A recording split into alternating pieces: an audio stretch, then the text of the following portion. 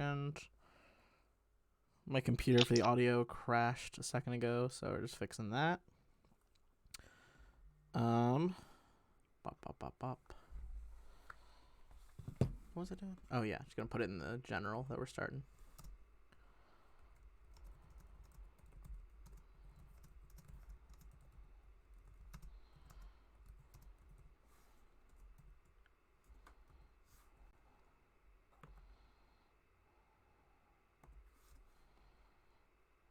All right. Cool beans. Gotta fix my camera because it is being whack. There we go. All right. So, where we last left off, you guys are down here. Oh my goodness. What am I on the GM layer for both the stream view and my view? Unacceptable. You guys got a lot of stuff done in the city of Zamar. You were able to go to Waterhill Manor, which was the home of Pytharius' spy master that you guys had already slain, the Rakshasa. Recruited several other Rakshasas that were there and are using them to kind of supplement your own army of spies.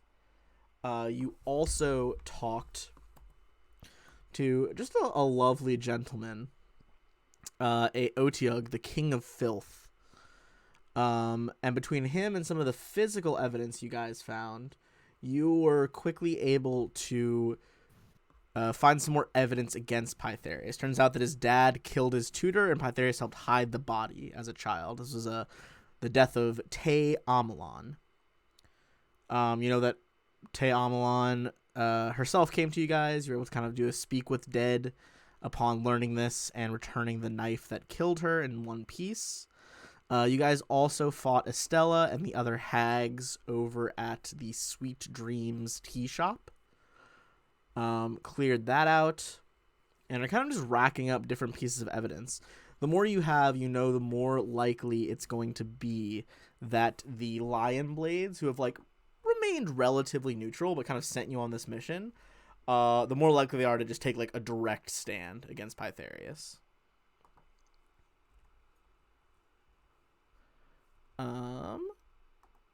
The next location that you guys are going to go to was the Monastery, the Monastery of Sin.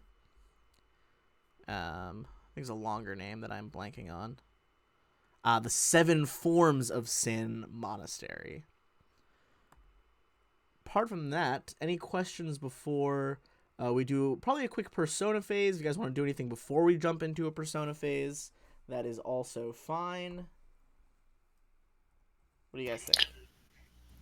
Well, we definitely take the body back with us. Yeah. So we're going to raise it. Minimum in a bag of holding. Okay. Yeah, you can definitely take that back with you.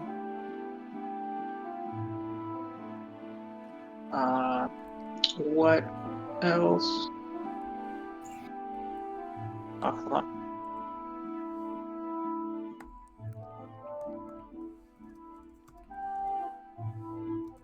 Sorry, I had to sneeze. You're good. Yeah, no, I think I'm good. Has everybody looked over the loot sheet? Because we're actually in the hole a little bit. We need to sell some stuff.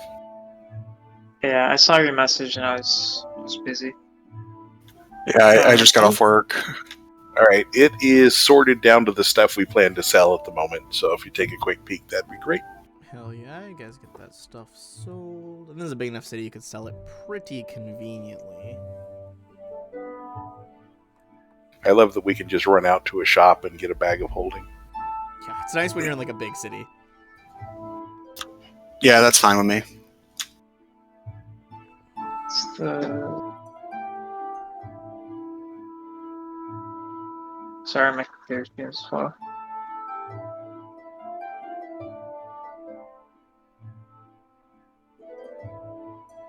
Yeah, I don't think I want any of that. I'm just checking what the belt is. You can ignore certain conditions as long as you don't do too much, something like that. Yeah. Alright. So unfortunately, Blaze has migraine right now, so they can't play with us tonight. But we will still keep going, and if death seems imminent for some reason, I can jump in as like Blaze or his mom.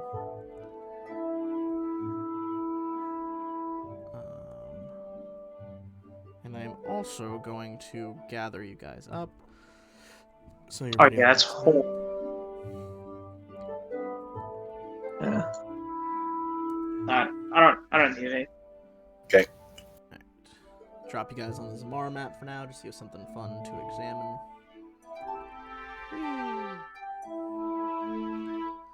Why are all of the dragons on the big map? Why are there no decorative dragons on the smaller maps? Oh, Because the dragons on the big map aren't decorative. Oh, okay. fair.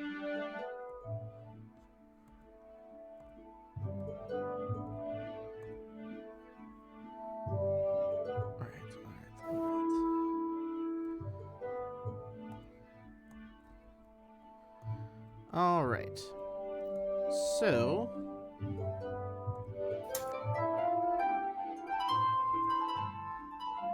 why did it delete Zamar for you guys? That's silly.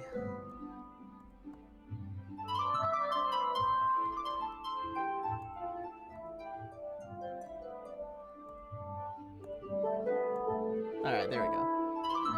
For some reason, the stream view couldn't see Zamar, but that should do it. Alright. With that being said, I'm going to clear the initiative order. If you guys want to roll in for some Persona rounds, as you guys are selling all your good stuff. Do we have tokens anymore?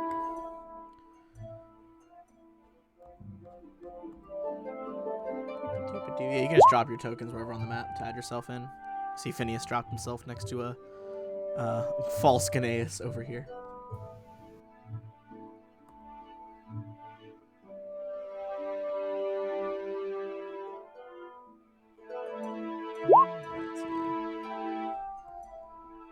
Done some shenanigans in the city, getting ready for some Persona stuff.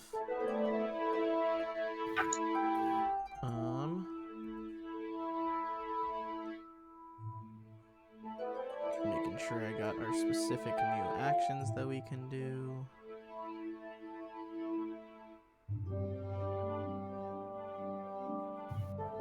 Yep, Zamar specific operations. There we go. Alright. Oh, right. I forgot there's only 3 of you today. Hell yeah. Alright, so Galatus. First of all, are there any facets you're trying to rank up still? Yeah, I'm still sitting at 5 on Sagacity and 5 on Sacrifice, so Okay. I think if we're doing 2 rounds, I'll just try to rank both of those up. Yep, it seems like, yeah, we're going to do 2 rounds this time. It seems like you're going to need to hit a DC 27 to hit 6 on those 2.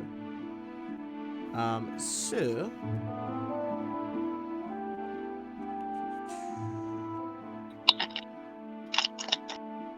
what are you looking to do? Sagacity and what was the other one? Sacrifice. Sacrifice? Okay, so I got stuff like community service, creating supply chains, liberating political prisoners, patrolling for Can trouble. we liberate political prisoners here? Although that takes skills I don't really have, right? It's escape artist, yeah. Oh, well, that would be fun. Organizing rallies, always a strong one.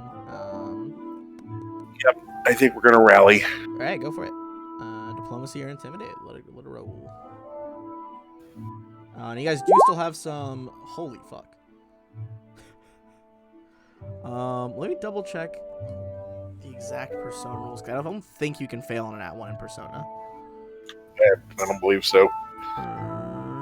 Your milkshake sends all the boys from the yard, and they're like, "Oh God, no!" Does not appear that you can on an @1, so that would still be a success. So that's rank 6 now.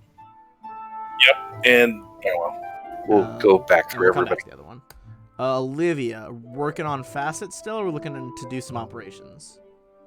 I'm gonna get my subterfuge to 10.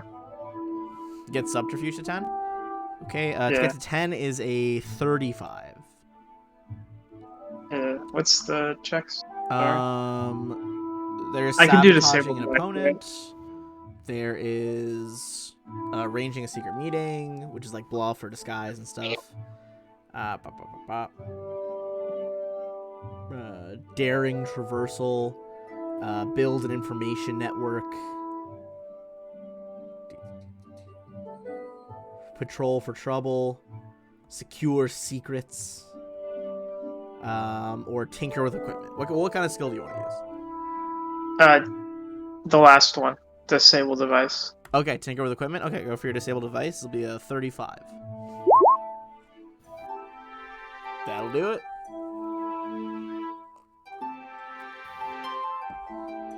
That is max rank on subterfuge. And Phineas, what have you? What desires do you have?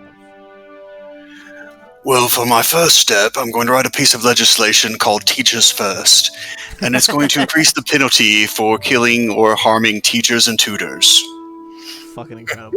Holy shit. I mean, 38. Oh my god. Yeah. So that should raise my persona in What was your rank? Genius 3. So to go to 4. Smashes it, yeah. I think you need for 4, you need like a 23. And then for my operation, I'm going to do There With Me, and I'm going to replace Pytharis' Spy Master was one of the other Rakshasa who's going to pretend to be him. Oh, okay. Oh, yeah, because it's an advanced operation now. And it's risky, okay. When you counter a group of low-level enemy agents, it's going to be a DC of 15 or 10 plus sense motive of the enemy commander. Who's the enemy commander in this case? That's I failed it. not great.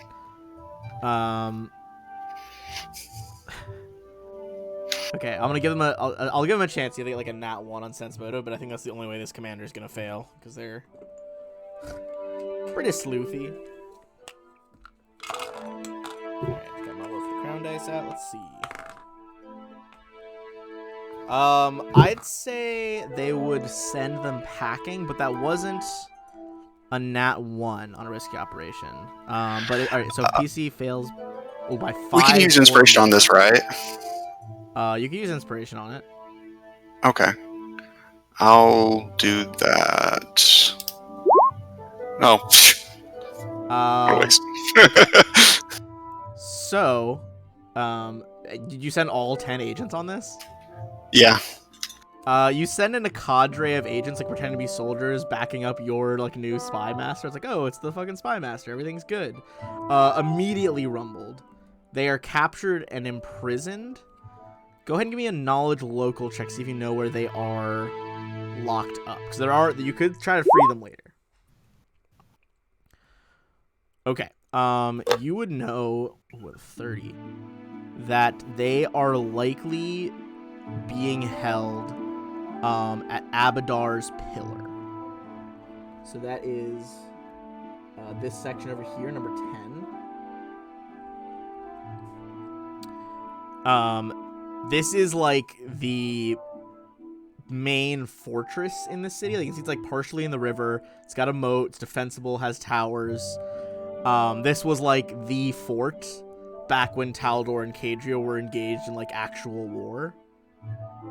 And it's known as one of like the most unassailable fortresses in Galarian. Nice. You can always get into it. There is still on our next round here. There is a operation to try to retrieve your people. Okay. But we'll go back to Galactus for now. All right.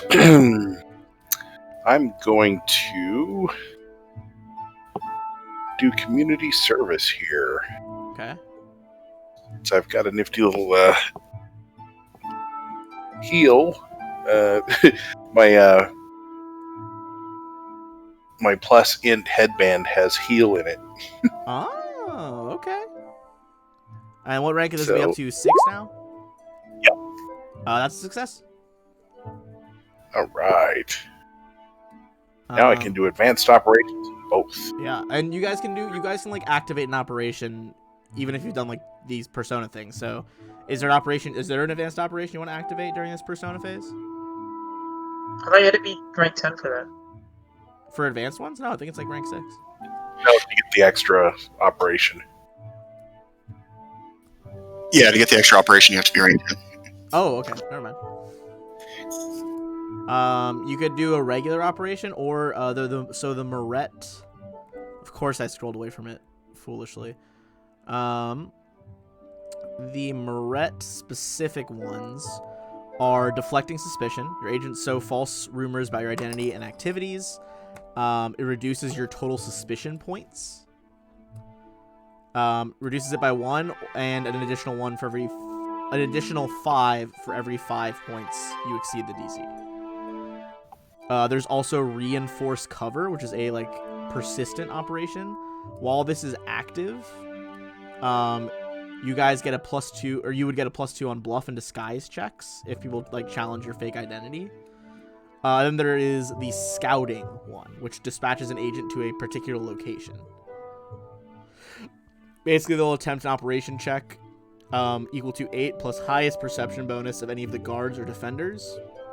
So, if you went to the monk temple, that's what you'd be versus their highest person.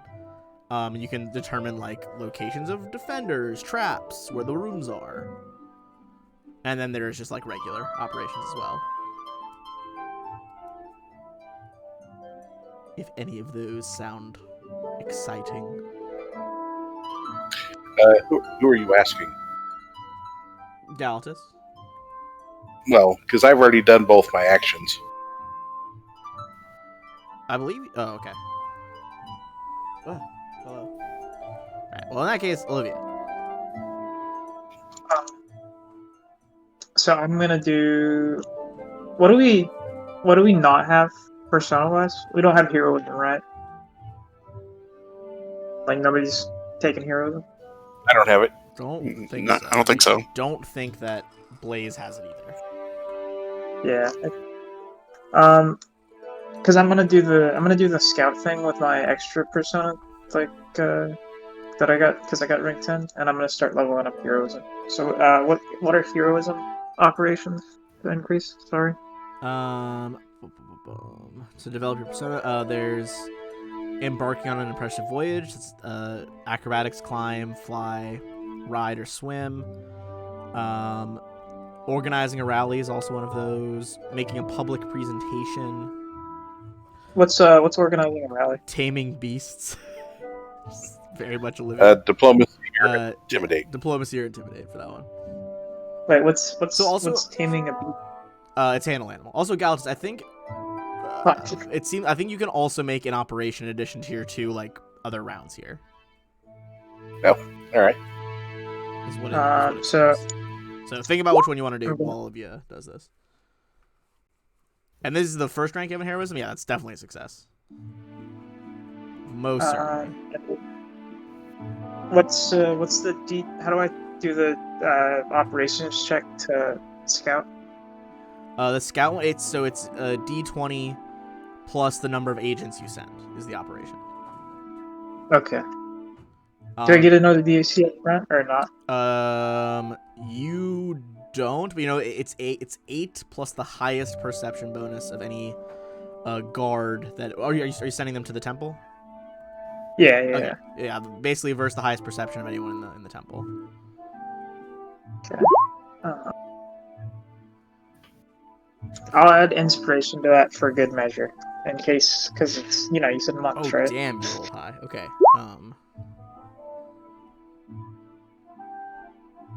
Okay, the highest person.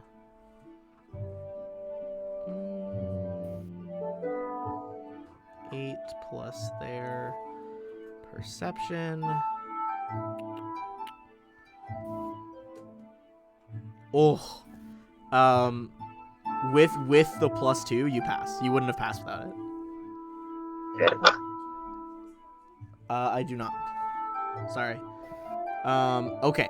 So they're going to report back to you here. And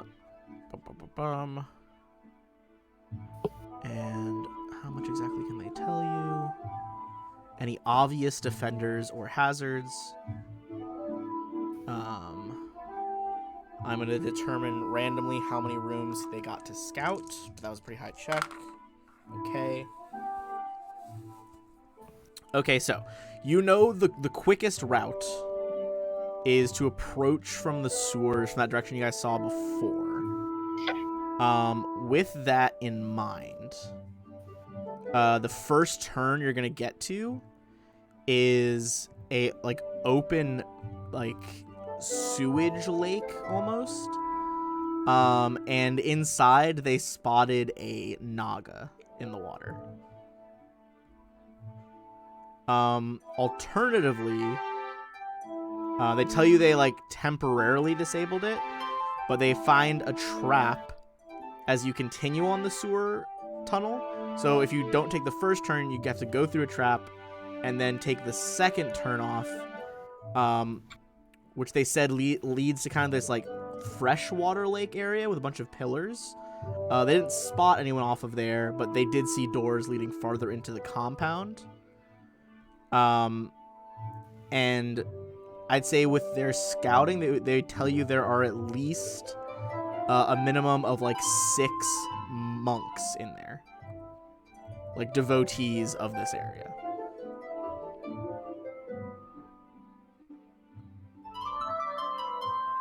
Awesome. All right. And then, sorry, going back to Galatas. Galatas, did you want to activate one of those operations and send some troops? Why, yes, I do. Okay. Which one were you? Were you feeling one of the unique ones for this city, or some of the advanced ones? Let's see. Yeah, we'll go ahead and do the reinforced cover. Reinforced cover. All right. And 6 of them. And that's persistent, so I believe you just keep that going. Right. Now. Okay, no, persistent is a flat DC 17. Yep.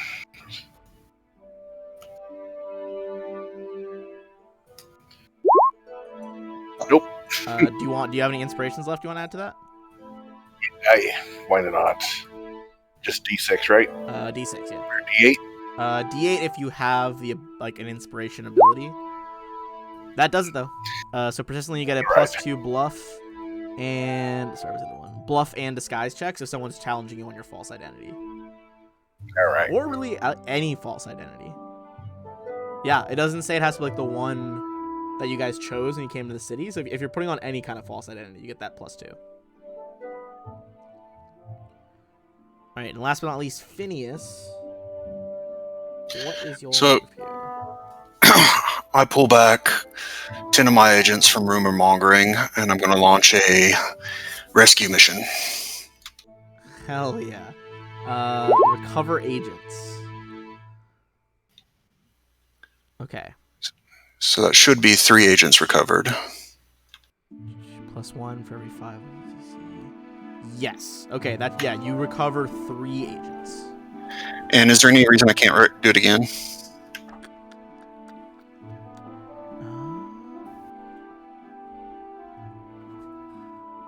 Normal operation. I believe you still have agents. You could do it one more time. Okay. If you have any, do you have 4 left? Well, I assume I can still use... You can send the same ones. Well, hold on. Persona continues to elude my brain. Yeah, it's a pretty complicated game. I've been a fan since the PlayStation version, so. Seems like yes, you still could do that. Okay, that should get my remaining 7 out, so I should be completely filled back up. People are not a resource. Because that was a very successful check. I'm going to say give me a perception check with the +10, your agents as the bonus to perception. To see if they can get any info on perhaps some ways into the Pillar of Abadar. And now 1, because that's how my luck's going tonight. Hold on, I'm gonna roll something for this. Okay. You would know at least one successful way they got in. This isn't necessarily what you have to do, but they think one means of egress was like pretending to be arrested. Gotcha. You would know that like you would know that like ordinary city prisoners aren't going to be held in Abadar's pillar, but like they faked being military prisoners, in which case they were like taken straight there. Okay. So there's definitely a lot of ways to get into this place, but I would say with those successful rescues, recovered more agents than you lost. You don't get extra agents. Like I said, it's not a lot of prisoners in there, but you do know that this is like one potential means of egress into here. All right. In that case, has everyone done their thing? I believe so. Yeah. Hey guys, we just have to commit some light treason to get into the prison. Just some light treason, honestly. Like it'll be fine. Oh well, I'm in. Okay. So, I don't know what your plan is for once you actually get into the place. But that being said, I'm gonna bring you guys over to the 7 Forms of Sin Monastery map. Which is gonna be down here. That's where you guys kind of pop in. Looks a little bit blurry, but should snap in a second. There we go. Put these guys on Gmail. All right. So you guys would have time for sure going from the like hidden entrance beneath Marone's house to getting like all the way down here to think of whatever plan you want to do. So what are you guys feeling? You would know from Olivia's agents that this first turn right next to you is where they saw some sort of naga. Up ahead here, you need a perception check as well. It would be much easier DC. There is a trap somewhere there. And then all the way at this end of the tunnel, you can see a little bit of like clear water flowing out. That must be the other entrance that they saw.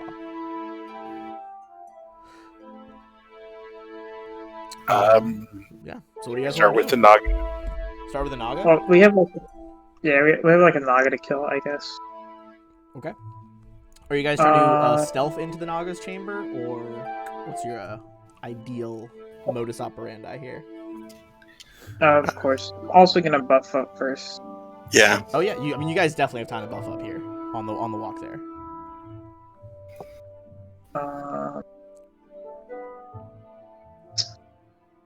What do I want to do? I'm just gonna try it.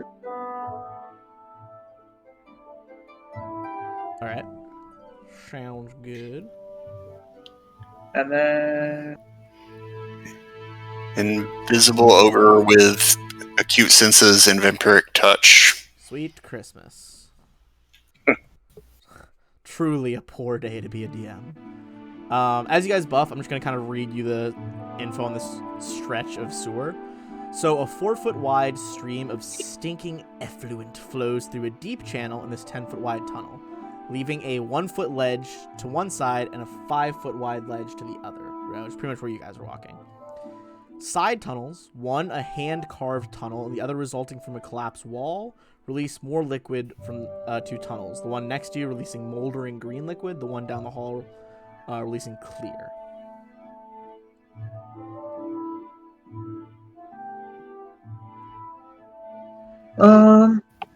Okay. Do you want to like invisible in there, Phineas, and like?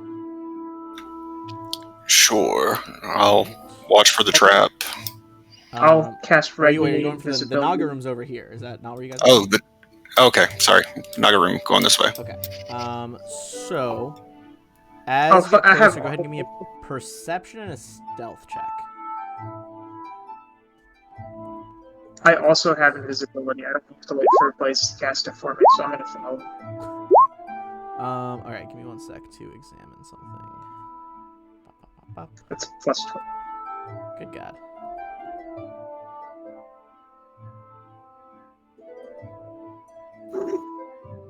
Okay. So, perception was 56. Alright. You can see just below the surface here. I'm gonna move them onto y'all's lair. Move a little bit so you guys can actually catch a glimpse of it. There's this weird fucking creature with a humanoid head and a body seemingly dripping with green slime. Go ahead and give me a dungeoneering check to know about this like slime naga. Truly just hideous art. That's just gross. You know what? I don't want to fight that gross. Just like back up out the room. Nah, they're good. They're good. You would know that most slime nagas are kind of like have the same magic as sorcerers.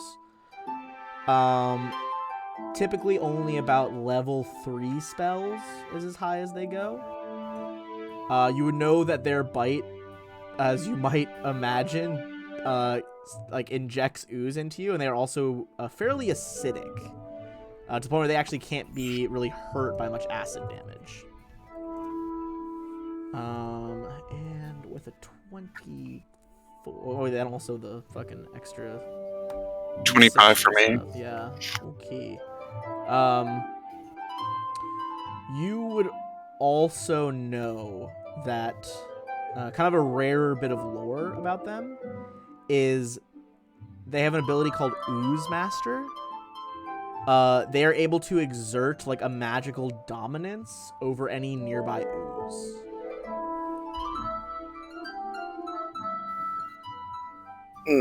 So just what do we know about oozes? I mean, from the same check, I would say like most oozes are mindless. They usually try to like consume and digest things that they run into. Some of them can split into smaller pieces. That it would be a lot better if we had Blaze for the oozes. Yeah. Yeah, you know that they can get hit with some AoE stuff pretty good.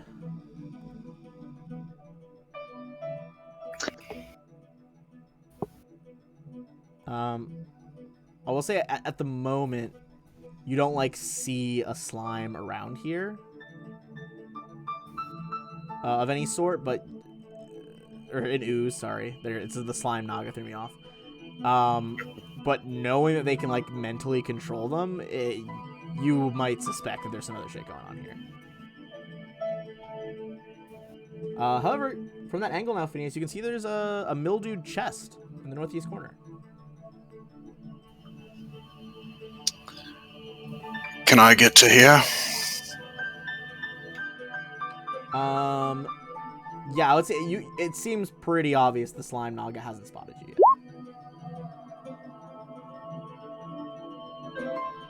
Rise, mildew, rise. I study it. Okay, you Wait. study it. I would say also now that you are same perception check as 56, as you're moving in here, you can see that like right above these little tributaries of like the gross water, there is a secret door in the stone. Nice. So like at first what seemed like a dead end chamber from your scouts, they didn't spot this, but there is definitely another way like farther into the temple. All right, once they're in position, the two of us are going to start heading in, and we'll try to be stealthy too. All right. You guys in position. All right, you got a 31 from Galatus. Go ahead and make Valoros. Ooh, 26, not bad. Yeah, then roll into initiative when you guys are ready. If this Naga does not spot you, Phineas and Olivia, you're gonna get a full round attack off probably on this Naga. Okay, let's see. Basically, only Galatus is kind of at risk here of being spotted. Ooh. Sorry, but Valoros got real lucky with that. They got a 23, but they could have rolled much higher. So, I'm going to say, as you guys kind of... I mean, once you get to this point, they can just... It sees you and gets ready to attack. But before it can, Olivia and Phineas, if you want to just open up some pain on it. So we are going into combat.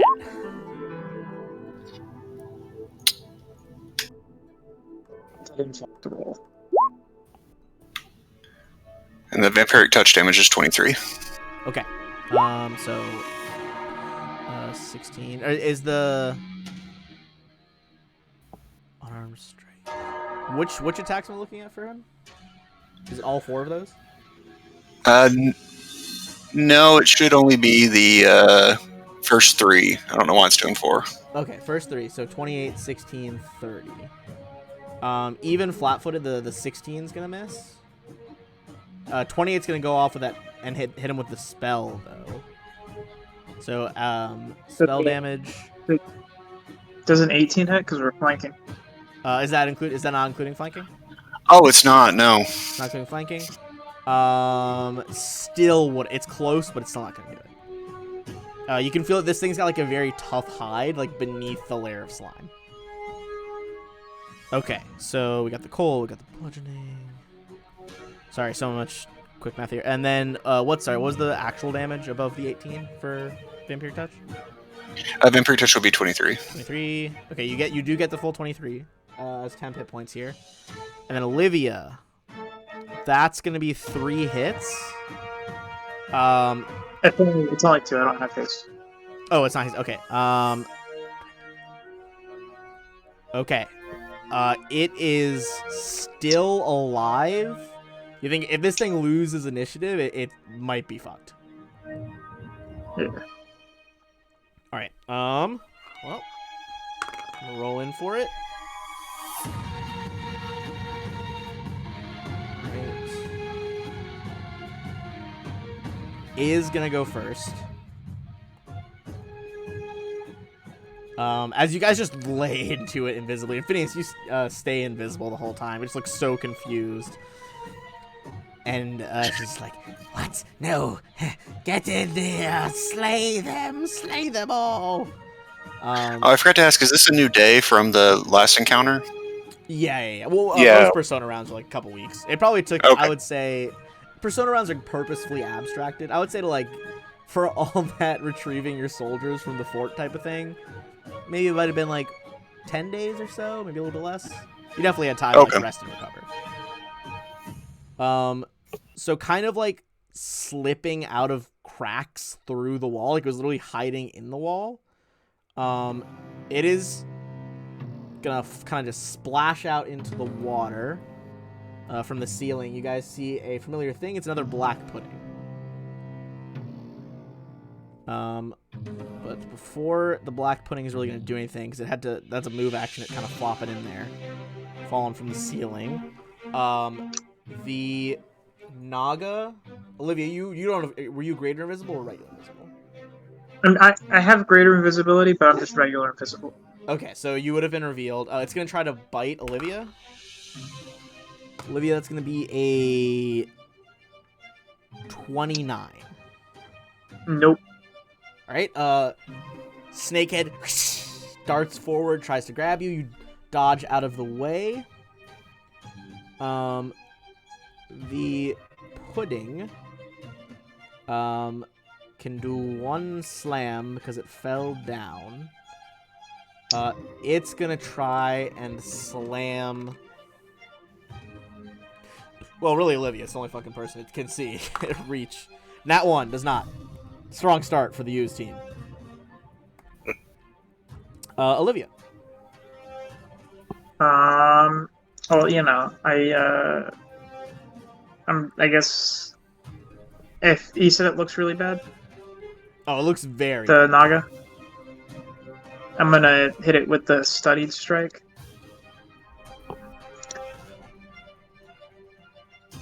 Studied strike. All right, Okay. go for it. Really hope I put my extra D6 on there. I believe. I think I did. Pretty sure it's 4. Okay. Even now that it is no longer flat-footed, that is gonna hit, and the studied strike is gonna like pierce right through the humanoid face. Nothing's gonna go down. So our slime nog is down. Say that again. Said you hate to see it. You hate to see it. He had some fun poison going on. Or she had some fun poison, I should say.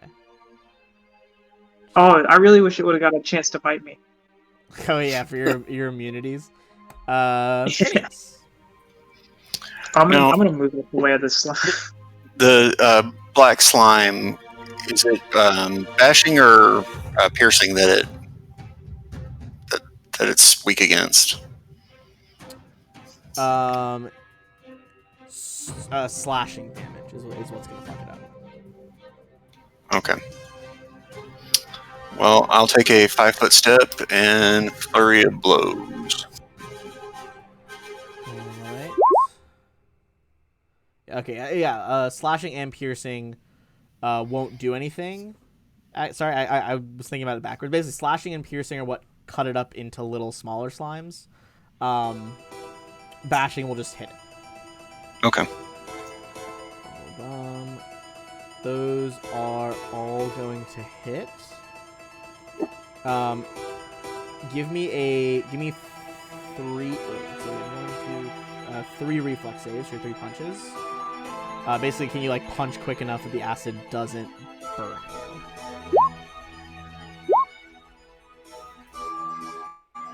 The DC is 21. Nice. So almost starts to like burn into your fist, but you're just like just quick strikes before it can really take hold. That being said, it is a mountain of black slime. It's got a lot of health, so it still looks pretty decent right now. Galatish and Valaros. Does piercing do damage or only split it? You would know from last time that you fought it. It only splits it. That being said, you do remember that it the split versions have less HP. So Yeah, Do and they it have can only less get this one. total HP? basically, Like, it like divides its HP into like subsequent forms. Okay. Well, So this it's is like not. you might be unlocking more attacks, making them easier to kill. It's a balance. Yep. All right. Oh.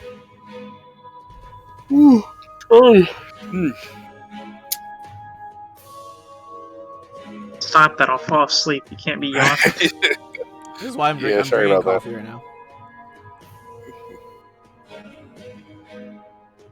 I just need to check a spell real quick. Ooh. Yo, I took a feat because the last time we fought stuff that was resistant to piercing. And I meant to train out of it, like retrain out of it, but like every time that we like had downtime, I've just been Just a bad forgotten. person in this session. So What was it? what? What Oh, was, it's weapon versatility. Weapon versatility. All right, so Valaros is going to hop over here, and Galatus is going to cast a spell.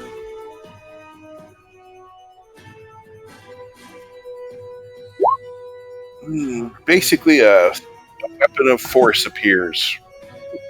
Hell yeah. What weapon is appearing for you? It's another rapier. I think I just have an image of that. Hold on.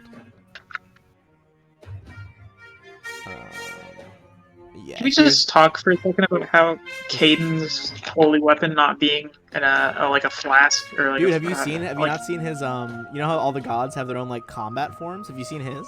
Yeah, I know his, right? But his holy weapon's not a mug of beer. Yeah. I just love it so much that for those who don't know, basically you get to 2-weapon fighting, and one hand has to be a rapier, and the other is just like an iron tankard. It counts as like a light mace or whatever. Yeah, I think it counts as a light mace. It's just so funny. You're just like, oh man, I'm just gonna smack you with this fucking beer mug. That All does right. hit. It's just a big old ball of slime. It's pretty hard not to hit. Wait. It does force damage though, right? Yes, Ah. that's the key difference here. Interesting. Okay. That totally valid then. Does not split apart. And that's it for our turn. All right. Squelch. By the way, the Naga's name was Squelch. Just I didn't have any time to get some monologuing in as Squelch, but I had to let you know that that's who you killed because I fucking adore that name. All right. I mean, it's just gonna go for you, Olivia. So it's gonna provoke an off attack from Phineas. Just no care for its master previously, just slimed right on over. You punch this thing in somewhere on its blob, dealing 13. It is still standing, and it is going to try and slam Olivia again. See if you can pull it off this time. Bop, bop, bop, bop. Our time is a 34. Ooh, that's gonna be a hit. Okay. Where my d6s at? Okay. Do you have any acid resistance, Olivia? I don't think so. No. Okay. So I'll just add it all together then. So you're gonna take 19 damage. What is your CMD? 'Cause it's gonna try to like absorb you, basically. 29. 29. Yeah. Ooh, got a 27. You managed to like pull yourself out of the slime as it begins like pulling you in with these weird like pseudopod arms. Was that 19 or 17, by the way? Sorry. The damage? Yeah. Oh, sorry. I still have the dice rolled. Give me one sec.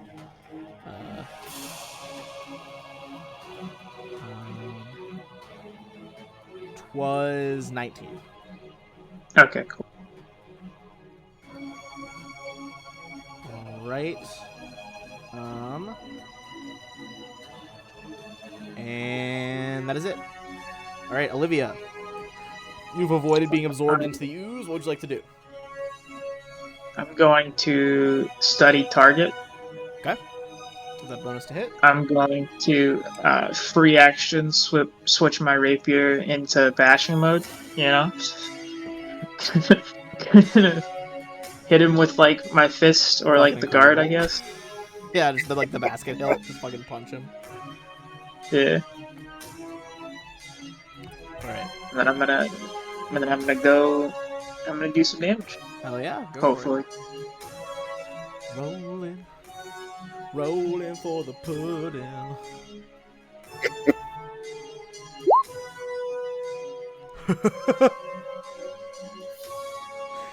Just fucking like One Punch Man style. Olivia hits the pudding with the basket hilt. The form was like ripples around it and then just sprays black pudding like all over the back wall as Olivia hits it away from her. Holy shit! What a time for a crit when you switched it to fucking like bludgeoning damage. Very, very impressive. Nice to see you've been watching. As all the black pudding bits like fall, this cesspool is just so nasty right now. Okay. So first off, I'm gonna give you guys some XP for those two. But you do still see the trap in the corner. Not trap, sorry. Secret door and a chest. It seems clear probably the chest was meant to like lure people in so Squelch could get them. But I would say they're 56 perception. Really, the chest itself does not look trapped. So I'll give you guys that loot in a second. That's gonna be... everyone's gonna get where's Cure Light? 2,400 XP. Where's Cure Light Mom when you need her, man? For real. You need some cure light wounds. Yeah. We still have potions and wands.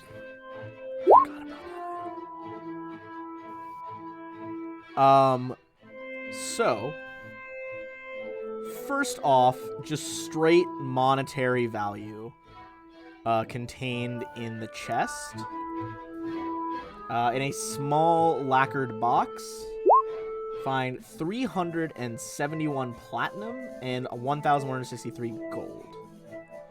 Additionally, there is a strangely large sewing needle made of gold, etched with creatures of land, sea, and air. Go ahead and give me a spellcraft check on this needle. You've never quite seen anything like it. Okay, Phineas and Olivia, not quite, but assisting Phineas even more. Phineas, this seems to be like a unique magic needle. You think if a character were to spend about 6 hours embroidering a design on a non-magical cloak or cape, the needle's magic would transform the cloak into a cloak of resistance +4, or grant it the cloak the abilities of any 2 of the following cloaks. I'm gonna put this all in chat, but it is Eagle Cape, Cloak of the Manta Ray, Cloak of the Scuttling Rat. Is it a one-use item or a multiple-use item? Once you use it successfully, it is used up. Okay.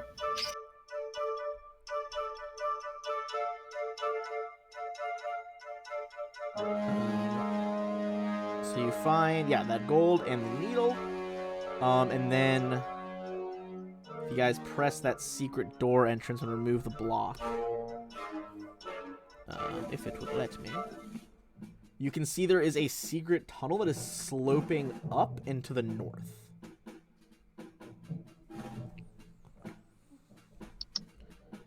All right. So, Phineas, are you still invisible? Yeah, You want to go first? sure. All right. So you get to the other end of the tunnel. Go ahead and give me a stealth and a perception.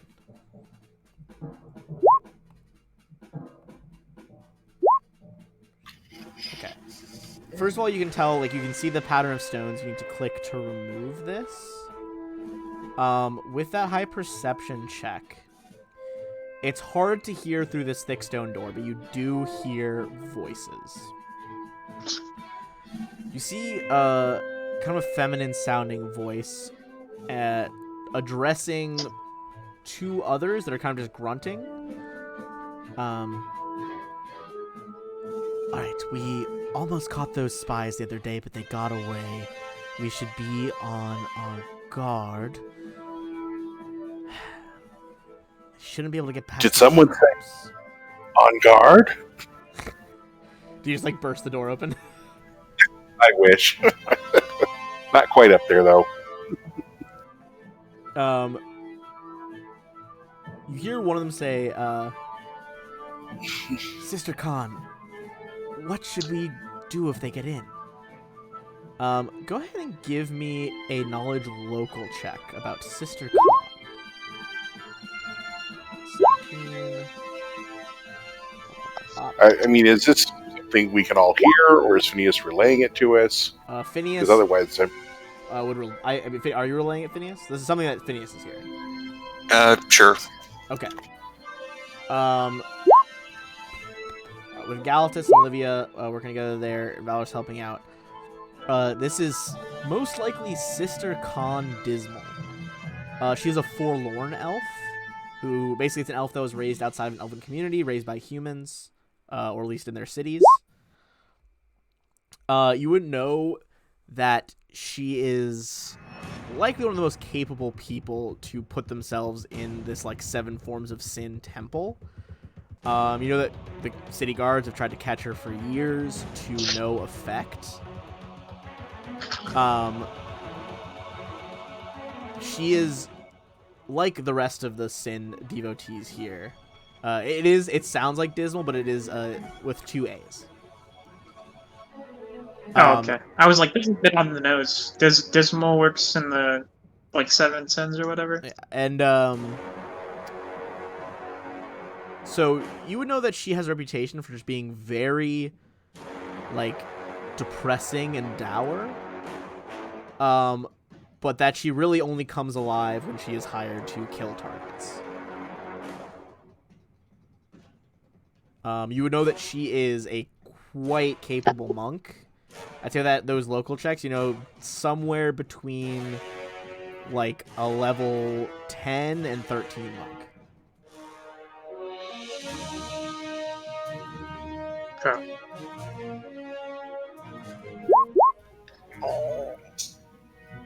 Has she heard of the bounty on Eutropia's brother?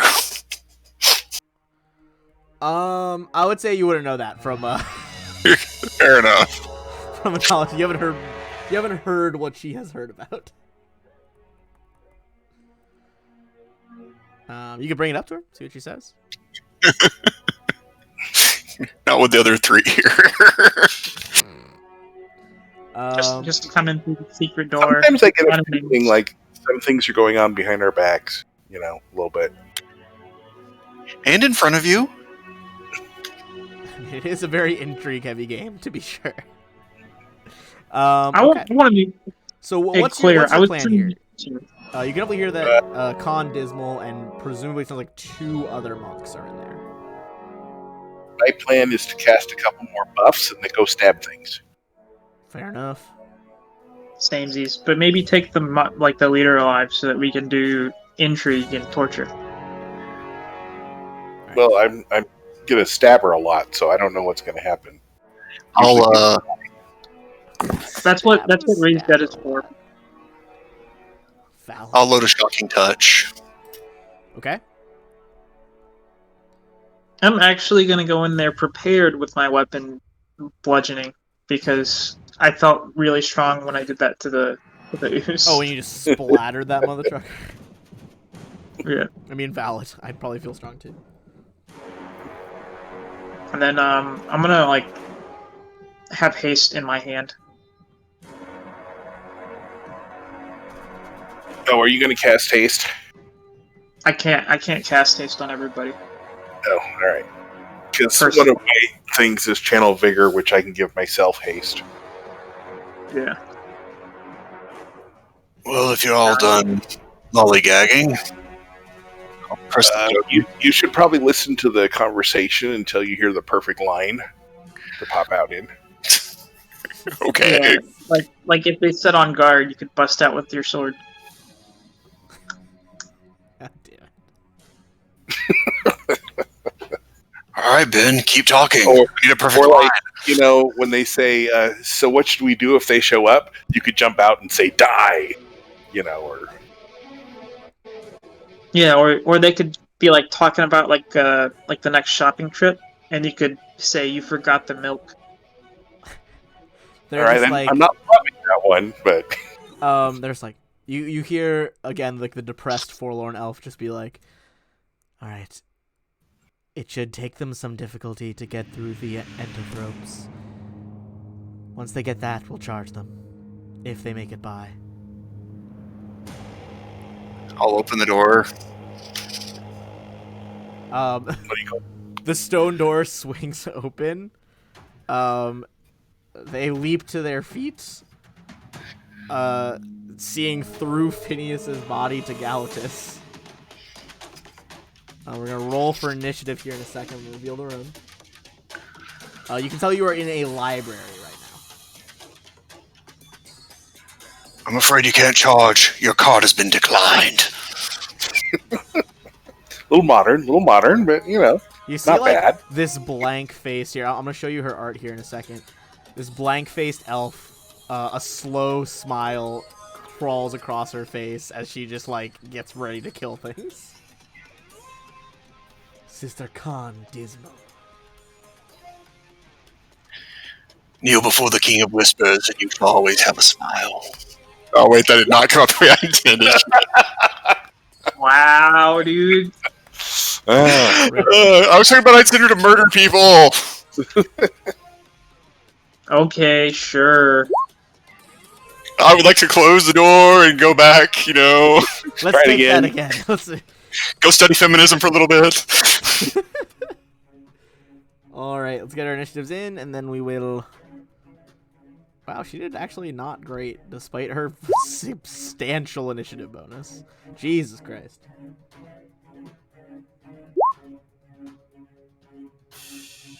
Samesies. Oh, bless me. That was adorable, by the way. Cute sneeze. Thanks, bro. I was trying to like hold it in a little bit, and then I was like, no, what am I holding it in for?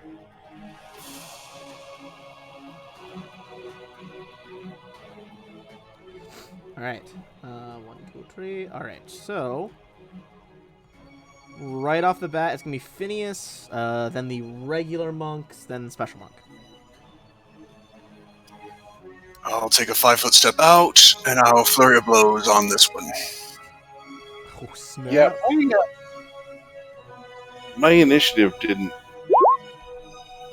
catch up. Mine should be 23. It should be 23. All right, hold on, let me change that. Oh, Gallatin should have went first, then. Okay, go ahead. Okay, we'll keep Phineas for first for now, then Jobs go right after. Okay, 5-foot stepping in, kind of like quietly, feet barely making noise on the floor, invisible. You're gonna go off with 3 attacks. It's gonna be a hit, a miss, and a hit. And 22 electric damage. And 22 electric. Okay, hold on. There's all 22 electric.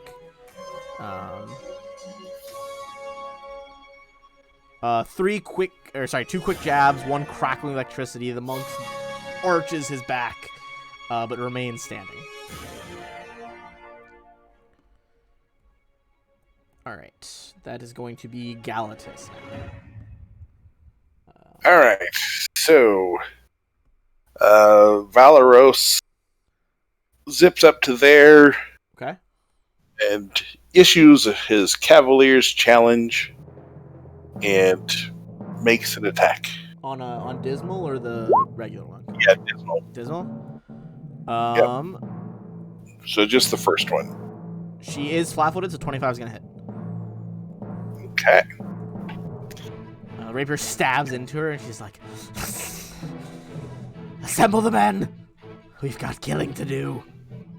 And then we shall disassemble them. All right. All right, so Galatus wants to get there. Okay. I don't suppose the ceiling's high enough he can fly, or needs to make acrobatics. I think She's flat-footed, so she can't. Yeah, she can't hop at all. You'd be good. I think you just kind of squeeze your way through. Yep. All right, so let's see. He's flanking here. He can get his studied target off automatically, and we'll go with the Bane. So just the first one. Alright, just the first one. That is a hit. She is, however, still standing. Oh, good. I wouldn't want her to drop down so quickly. Alright, that'll be our regular monks now.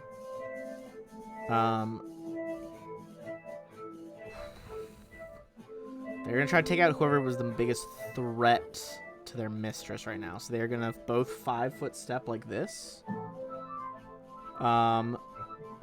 They are going to do a key flurry of blows to get an extra attack on this. So this is going to be just a shitload of attacks. Hold on. All right. All my d20s. Let's see. Is that all the ones I need? 1, 2, 3, 4. Okay. All right.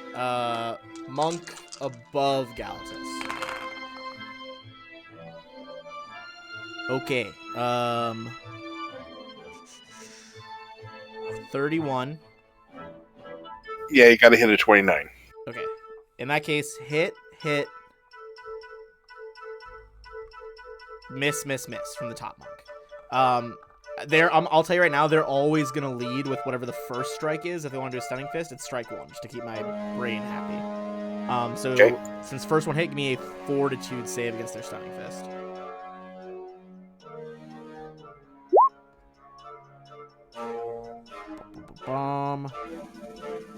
That You want to parry it? I'm sorry, I'm just double checking this DC. That is a success. You're not stunned. Okay. You are gonna take their damage as well as sneak attack damage because they are rogue monks. Ooh. Yeah. Yeah, they're pretty cool. I just yeeted that die on the floor. All right, so I've got some damage resistance up, so I need to don't just add them all together. Okay. I'll separate these into 2 attacks here. Okay, attack number 1 is 15 damage. Okay. So 5 off of that takes me down 10. The next one is 14 damage. Okay. All right.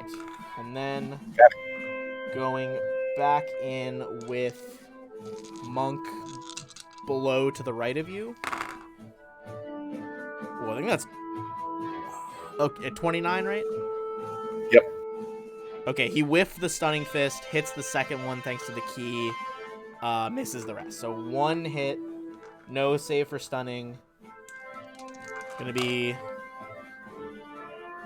19 damage that time. Okay. All right, I'm still up, unstunned. Okay. For the stun. Moderately. Oh, that's gonna be dismal.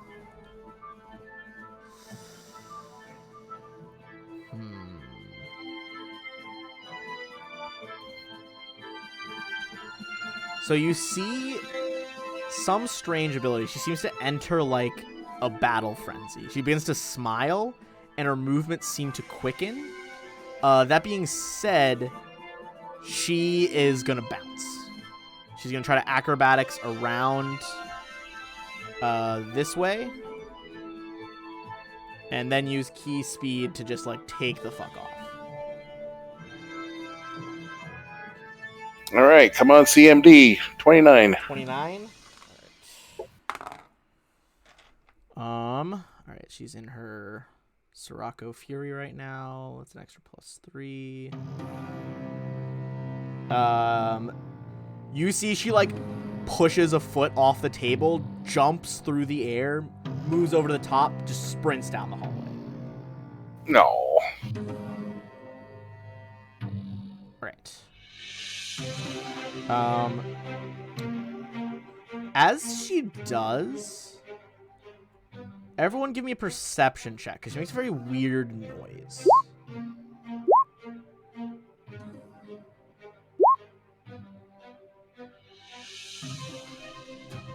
Okay.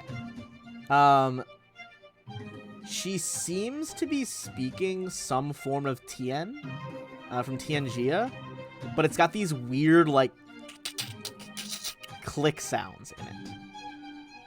They sound almost insectoid, the way she's speaking. Weird.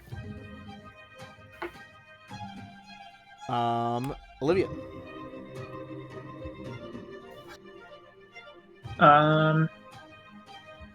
I'm going to take Stone Glide, I don't know, you tell me. and I'm going to go through these walls. So let's see. Wait, what did you take? Stone Glide, the spell. Oh, okay. So where's that at? Boop, boop, boop, boop. So how does fucking sight work in the walls? I'd have to look at the spell.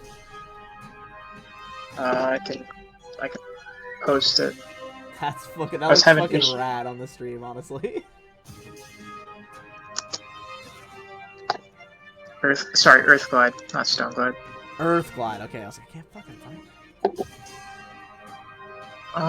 it. Travel through any dirt. Don't create any ripple or sign of disturbance.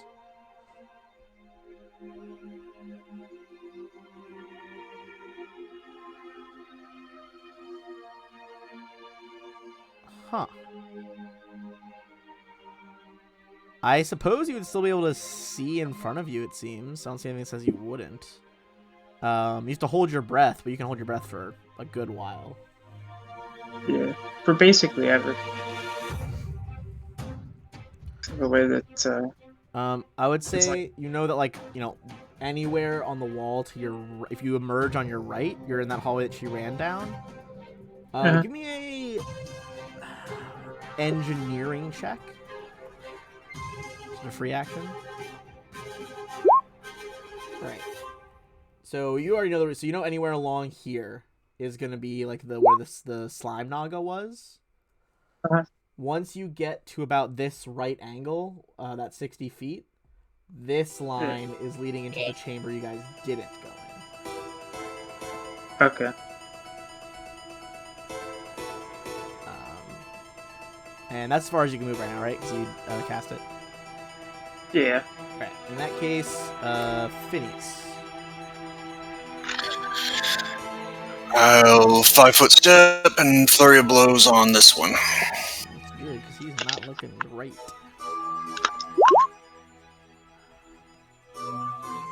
Hit, miss. Are there any spells on this? I don't think so. No. Just barely standing. You like rock him right hook, left hook to the face. Monk's like stumbling around looking for like what the fuck just hit him. Galatus and Valoros. So you got this one looks like one hit might finish him off. This guy has not been touched yet. Right. Okay. So, Valeros is going to take a 5-foot step there and attack the south guy with his first one, Oof. which misses. So he'll attack him with the second one. Wait, so Valoros is attacking this guy on the... Yeah. Okay, so first one misses, second one is not a confirmed crit, but the 31 drives the rapier like through just the cloth robes of this monk, and he drops. All right. One monk down. And Galatus is going to head out after her. Okay. So I would say you could slip through that diagonal there, so you don't need the extra +5 to like acrobatics around someone or through someone. okay. So So, it's just straight versus CMD if you want to avoid an op attack. no, I'll let him take the op attack. Well, so I can do that and still have my full move. Yeah, you can do it's the DC is just higher, but you can move at full speed. Good. Yep. That 20 plus 30. Yeah, basically the DC is higher if you want to move at full speed, but you absolutely do. Then you can take a second move action to catch up with her. Okay, so... What's in there? So... You went back the other way.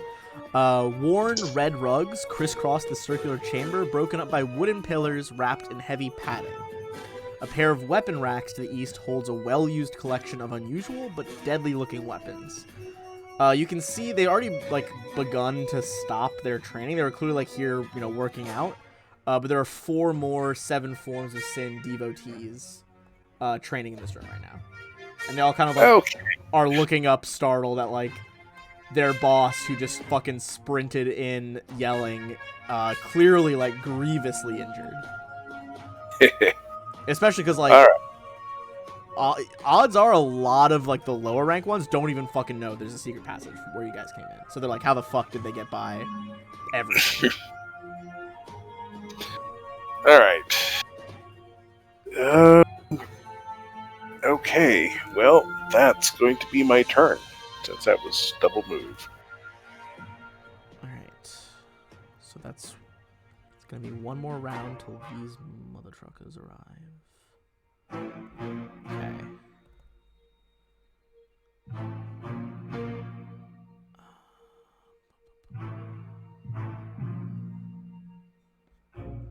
Alright. So, first thing that's gonna happen is this guy, way back with you all. He's just trying to hold the line. So he's gonna back up into the hallway, and you see him go into a defensive fighting stance. He's trying to slow you guys down. And he's gonna try to acrobatics away from Valoros. Which what's Valoros' CMD? Sorry? What's Valoros' CMD? It is 30. Valoros can get an op attack here, as this guy's backing up to try to make a wall in the hallway. It's crit. still standing, but you see, like, as he adopts this defensive fighting stance to hold the line, he does not look too hopeful. As you can see, like, red blood just spreading over his gi. Yeah, I knew he was going to do that. As for these guys back here, they are going to start doing fucking backflips and shit to try to surround Galatus. So we'll start with those two.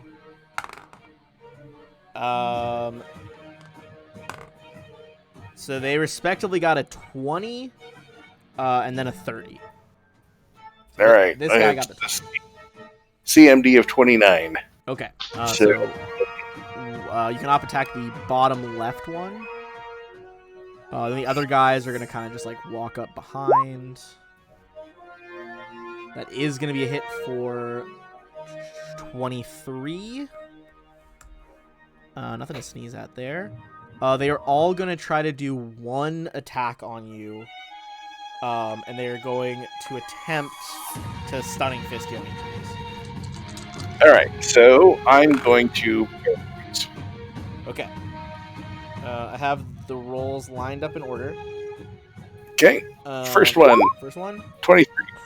I just scratched my tattoo without meaning to. 23 is not going to do it. He's going to punch you. Okay, next one. Oh, do I need to see if he stuns first? Yeah, just in case. Okay, so fortitude save on this one, and then it's 15 damage, so you only take 10.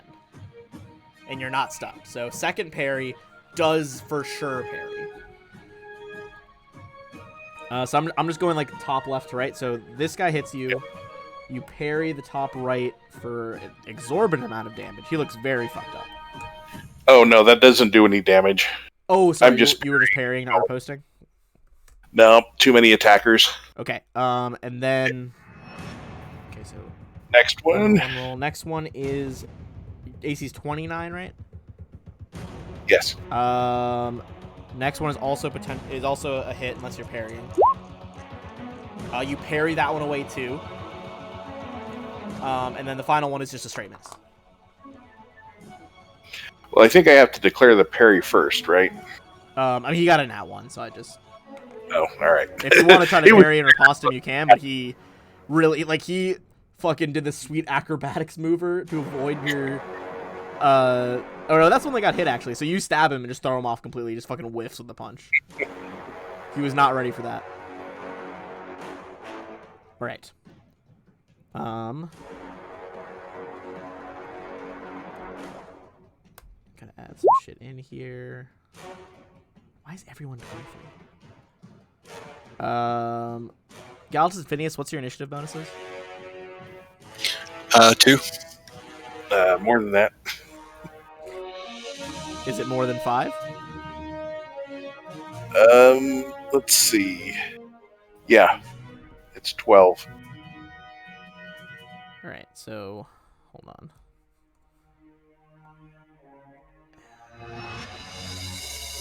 No, sorry. It's 6 is the bonus. So 6 was the bonus, you said? Yep. Okay, hold on. Just reordering some stuff here. All right. That was the devotees. That's going to be dismal.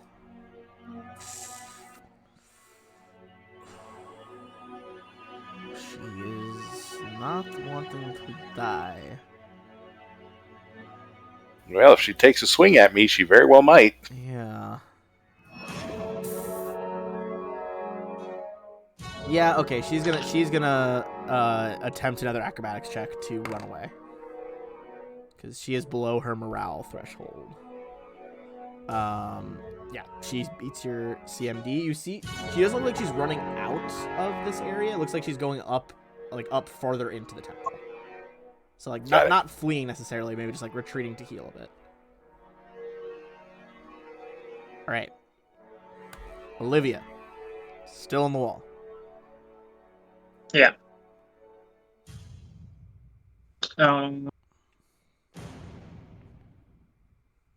Boop. Boop. I'm coming. I'm sorry. It's taking a long time. I'm slow. I'd say once you get to there, go ahead and give me a perception check from Olivia. Okay.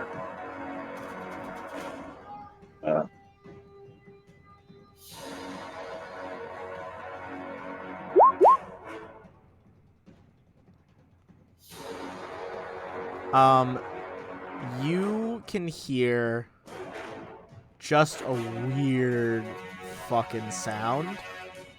It sounds like a cicada or a bug flying, but a big fucking bug. And it sounds like there are multiple.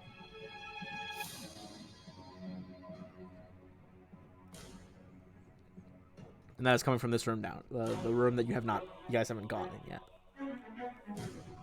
Yeah. Galatus, you are surrounded by monks.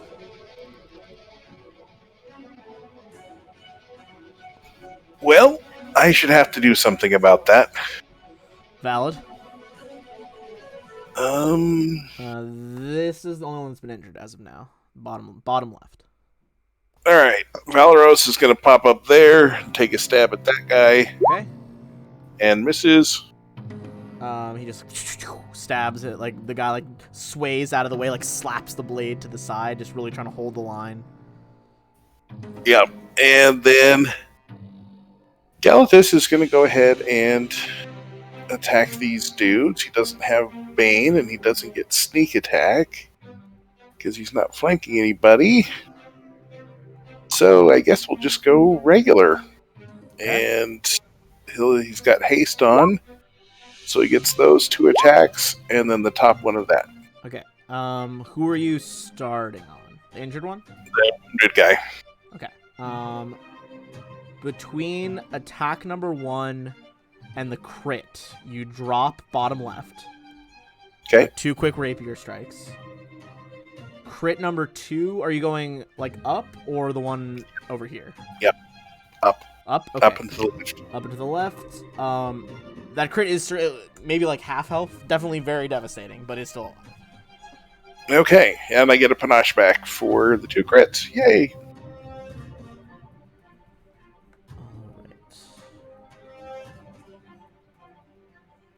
Yep, that's 45 feet. I would 5-foot step here if I was you. So that, or This thing is going to fly over and replace the guy you killed.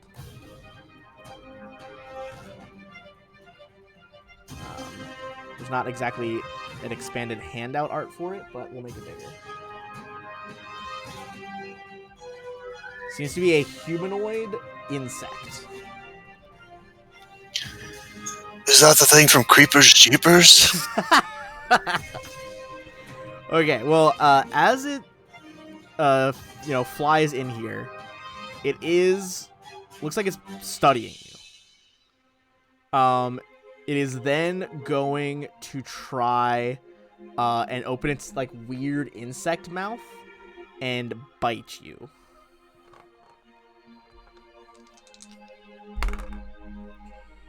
That is going to be a hit. Do you have any parries left?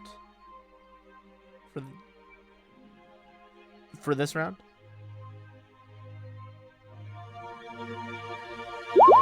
Oh, you just went. Sorry. So you would definitely have parries. Yep. So you got all your op attacks back. That is not going to do it, though. Oh. You are going to take 6 damage. And... Wait, hold on. Actually, more than that, because it's flanking.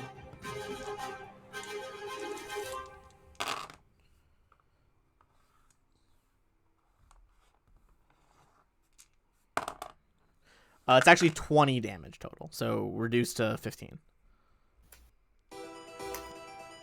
Ouch. I'm getting hurt. I'm also going to need you to make 2 fortitude saves.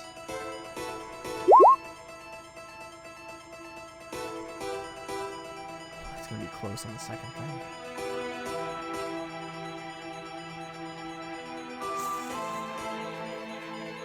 Nope, okay. Just barely avoiding the second effect. You don't gain any poison things. Whatever else happened isn't going to happen. If anyone has a knowledge nature check. I think you're trying to figure out what the fuck is going on here. Knowledge nature or arcana. Alright. These are the things she was talking about. The entothropes. An assassin bug entothrope. Entothropes are lycanthropes, but insectile. Gross. So this is a were assassin bug. Is it contagious? Oh yeah, it's still a curse. Entothropes are cursed just as much as lycanthropes. You know, Galactus, you really bug me. Into a ninja assassin bug? I'm starting to get rather ticked off.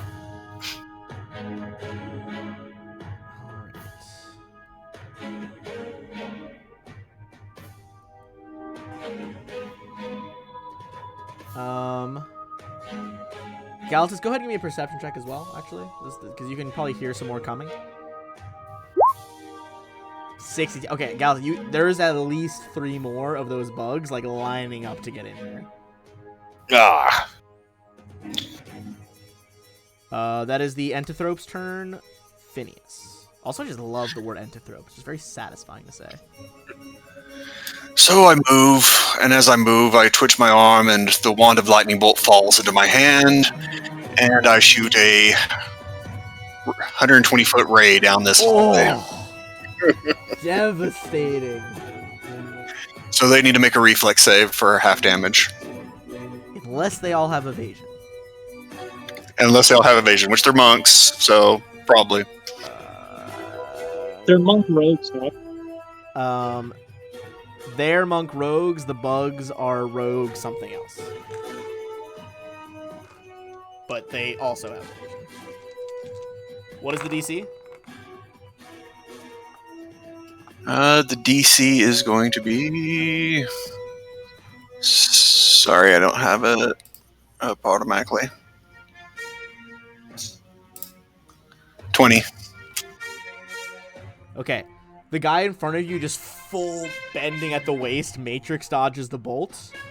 The one down here flies up over it. The middle one turns around too slow, just gets full struck in the chest by it.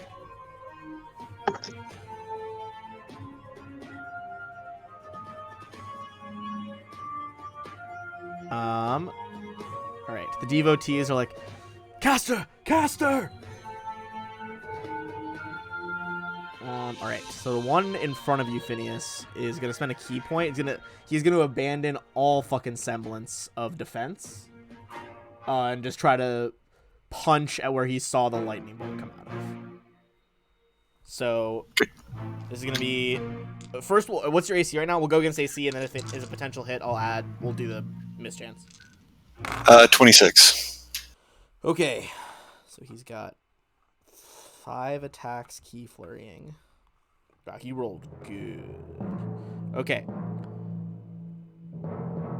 4 out of 5 are potential hits, including the stunning fist, which is the first one. So go ahead and roll a D100 on the first attack. Do you want highs or lows to be a hit? Highs will be a hit. Okay, highs will be a hit. Okay, so that's 1 hit. Go ahead and make a fortitude save. I'll actually use my sense motive dodge. Okay. Does the first hit beat a 49? Not a hit anymore. Okay, so remove that die.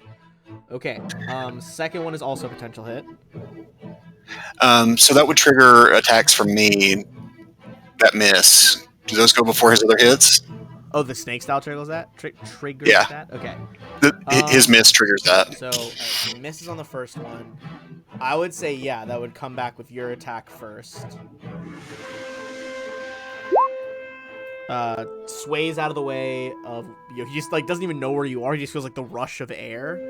And just pure martial arts instinct dodges your punch. Okay. Next one's a potential hit. Do another D100. Miss. Because of invisibility. Next attack is a potential crit. Will confirm if it hits. But it would need a 51 to hit, so it misses because of invisibility. You see he just, lashes out with this open, palm strike that would have, you think, broken your nose. And just barely, like you feel the wind on it as you duck out of the way. Oh, I get a tax opportunity for those two as well. Yes, go in for your op attacks, and then fourth attack. They're both at full BAB, I assume, right? So roll another one. Yeah. So the first one hits. 4 is gonna hit, but he's still up. As you guys exchange this furious mess of punches, he can't see where you're coming, and that is his downfall. You just uppercut him in the jaw. You hear the bones crunch, his eyes roll up, and he goes down. Before he can do his final attack, which would have been a potential hit. Valoros is like, I couldn't even follow any of that. Oh yeah. Even if Phineas had been in like invisible, it would have just been like fucking Dragon Ball Z, just a blur of punches. Okay, that's what they can do. It has been enough rounds. Two more monks are gonna run around from the other hallway. One's gonna try to acrobatics past Galatus and keep penning him in.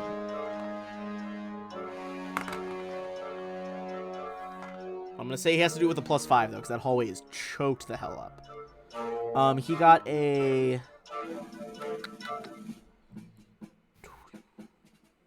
28, which I believe fails, so he can't get past you. Right. All right, so he's gonna bounce off. He's essentially, so this guy is flying above the ground right now, so he has high ground. This devotee is technically under the bug, so he doesn't get by you. Bounces right off. Okay. All right. But one of the ones that ran up is going to get an attack, and the other ones are going to get full attacks. So we'll start with the guy who ran up. Just one punch, going for a stunning. Miss. Going bottom right now. Well, I'm going to be parrying, so... Yeah. Oh, yeah. Again, that one was a nat one, so I just, like, called that one. Okay. But, sorry, I'm trying to keep track of. They all have, like, a different pool of key points. Okay, right. this guy still got key. Key attack for an extra attack with flurry. How many are you gonna be parrying here? How many's he got? He can attack 5 times. Oh, crap. All right, so I think we'll parry the first one. Okay. And Succeed then the repose. parry. Okay, I go for the repose. And then repose time. Okay. He's still up, but that's good because that would have been a hit, and that was like the stunning fist one, so you avoided having to make a save. Okay, and then we'll... Crap. Attack number 2. I'll just tell you flat out. Attack number 2 is an nat 1. I feel like you would. I feel like Galatus is well trained enough that if he saw like a nat 1 level of an attack, would just like ignore it. Yeah. All right. Thank you. So we'll parry the next one. Okay. That is most assuredly a parry. So take that attack out of the equation. And then. Yeah, I mean, holy shit. That parry damage. Or are you riposting? No, I can't. I can only do one riposte. That's what we figured out. That's what you figured out. Okay. So he's got 2 more attacks right now. Crap. I'm but probably I will going say down. You would know that, like, this is a little metagaming, but I think just as your character, it makes sense you would know this, like, in a martial sense. The guy's last 2 attacks are not going to be nearly as high of a chance to hit as the first 3. Oh, all right. Well, we'll just let them go then. Okay. Both are going to miss. He rolled pretty well. All right. Yeah, I feel like in-game world it makes sense that Galatus will be like, oh, he's just unleashed like 5 fast punches. The last few are going to be a bit slower. Yeah. Iffy. Okay. Well, there's still 2 more. Still have key. So top right guy now. Okay. I accidentally closed my window there. All right. So we'll parry the first one. Okay, parry that stunning fist out of the way. Go for it. As soon as I can get my character sheet back up. Fair.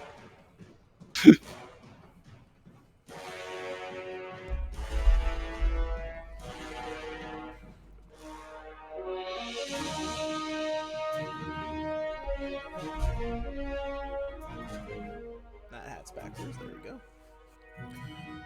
All right.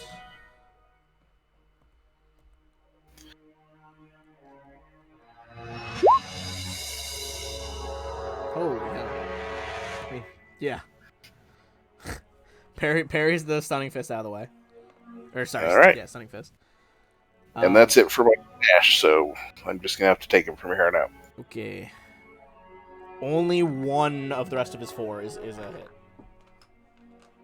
And he's gonna get that sneak attack damage. Ooh, only 7, so reduce that to 2. All right. Really bad roll. All right, final monk out of panache. So I'm just gonna go for it. Attack number 1's a potential crit. Does not confirm, but will get through. So give me a fort save on the stunning fist. Success. You do, however, still take 18 reduced to 13. Okay. All right, then miss. The last 4 miss. Okay. That is all of those monks, which is going to bring us back to Dismal. Galatas, you see that she comes running. Let's see, 5, 10, 15, 20, 25, 30. Just hauling ass. She comes sprinting around the back end of the training room. You see she's holding this like insane curved sword in that she has in her art picture, and it's just beelining it for you. So she's gonna go in with an attack on her temple sword.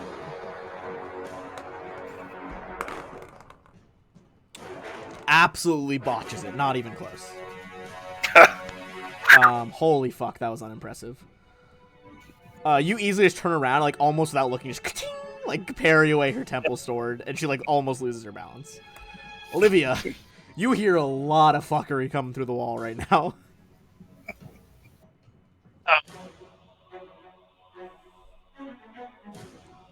Well, I'm gonna pop out, I guess. And then, does either of the 2 that are down here, like, look fucked up? Either of the 2 what? Like the monks at Oh, the do they bottom? look fucked up? Either... This one is pretty injured. Far right. Okay. Study target, and then I'm gonna study strike. Alright, go for it. Get all that study strike damage in there. If someone doesn't become a werebug this fight, I'm gonna be real upset.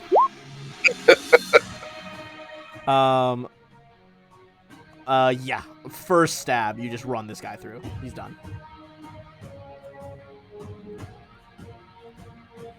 And then I'm gonna... Get all the dead body monks out of the way. Oh, I already moved and attacked. Never mind.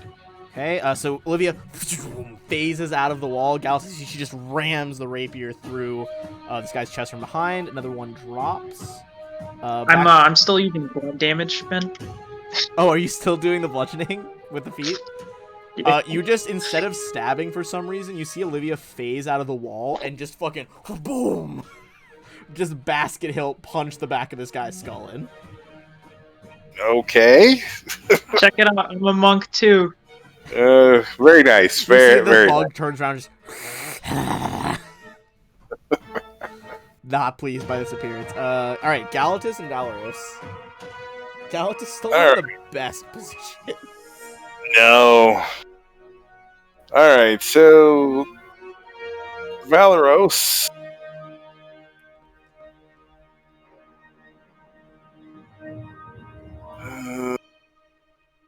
Get on up here, Valeros. He's gonna make it to there. All right.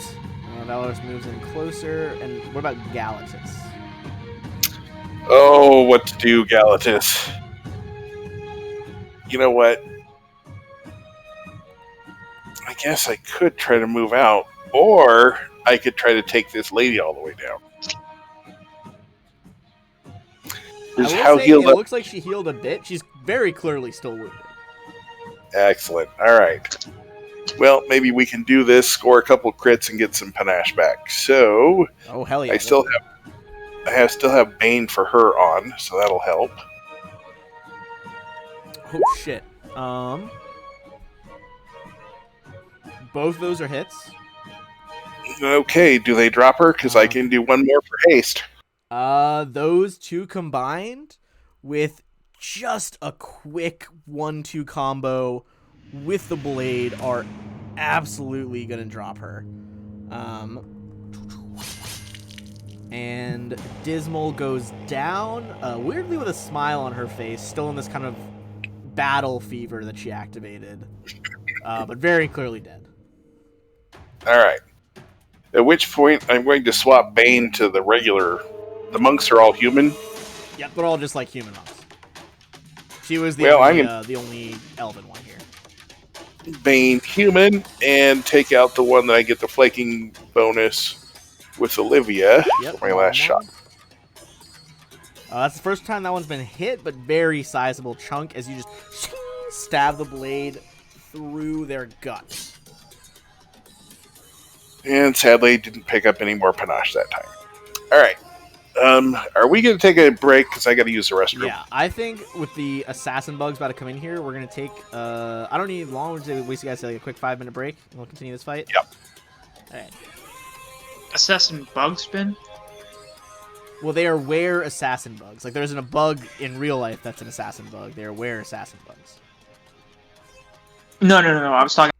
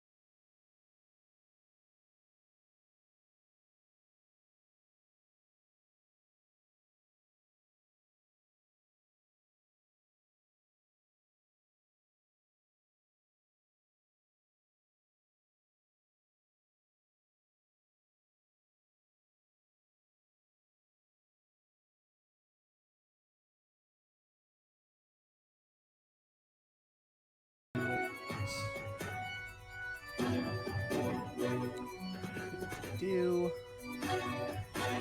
All right. So we're on the assassin bugs. Others are gonna come flying around the corner here.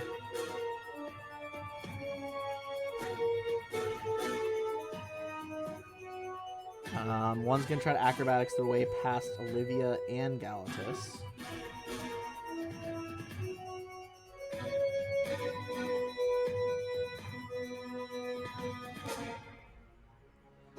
I think it was 29.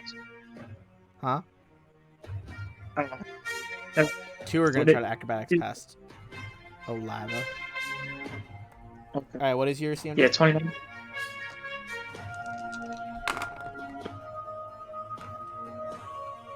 Olivia? 29. Oh, 29. Sorry. Okay.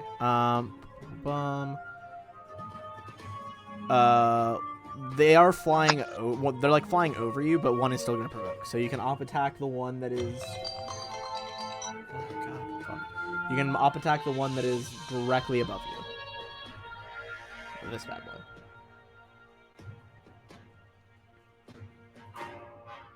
Oh, and Valoros would get one on this one. Sorry. All right. So Olivia gets one. Valoros gets one. Sorry, I didn't see which one. Do I get flanking bonus on it? No. It's like the very far right one. Okay, Olivia hits and Valoros both hit. So Olivia does 19 to the one that Galatus is flanking with her on, and Valoros does 17 on the other. All right. Now that they've all moved into their positions, we'll start with the one that didn't have to move. Is gonna go ahead and.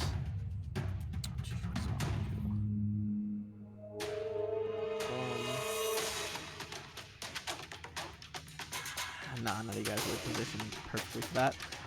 It is instead going to try and full run attack with a bite and 2 claw attacks on you, Galatus. Okay.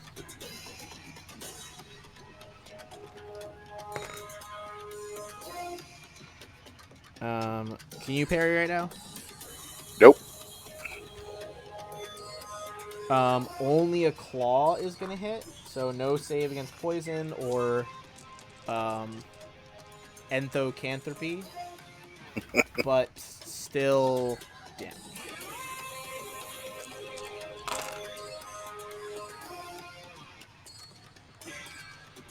And one more d6. It's gonna be a 17 reduced to 12 for you. I'm at 0. Hey, you're not down.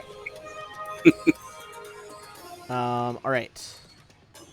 Next one along the line, going on it for a bite for Olivia. That is a 17. No way. One next to Valoros to the left of him, going in for a bite. 26. Oh, Nope. yeah, don't worry. I'm rolling them into initiative in a second. Does 26 hit Valoros? No. Okay. That one does not hit. And then one more on Olivia with flanking. Still does not hit Olivia. Which brings us to Phineas. And I am about to have some friends chase the assassin bugs around. Look at some cavalry. I'll move up 6 squares, and I'll tell everybody in front of me to step to the side, and I'll hold an action to use lightning bolt after they take a 5-foot step out of the way.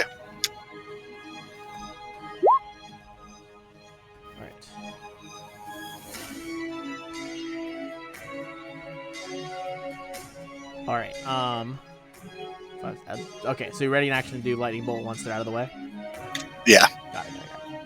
All right, monks. We still got 4 monks left.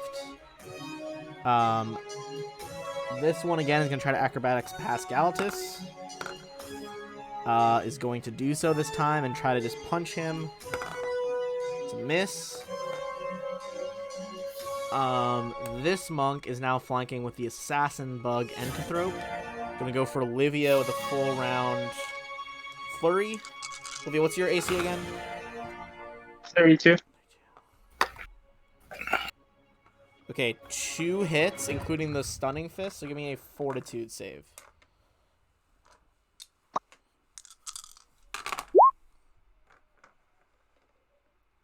He punched you straight on the chin, and she just doesn't even flinch. Told you she was a monk.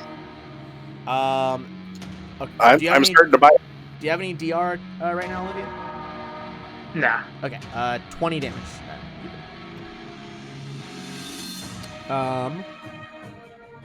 Okay, one that moved, that one. Top left monk. Gonna try to get Galatus down. Miss. Hit. Miss.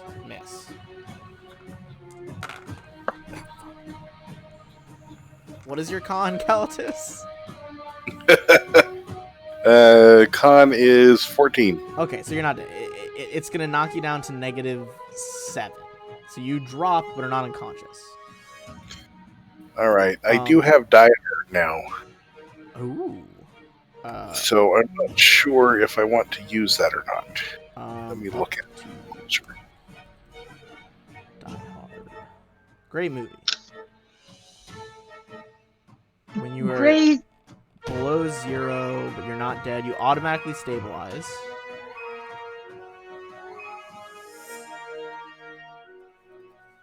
All right, so I can either fall unconscious or I can act as though I'm still disabled. Basically, you would still get a standard action, then you would pass out.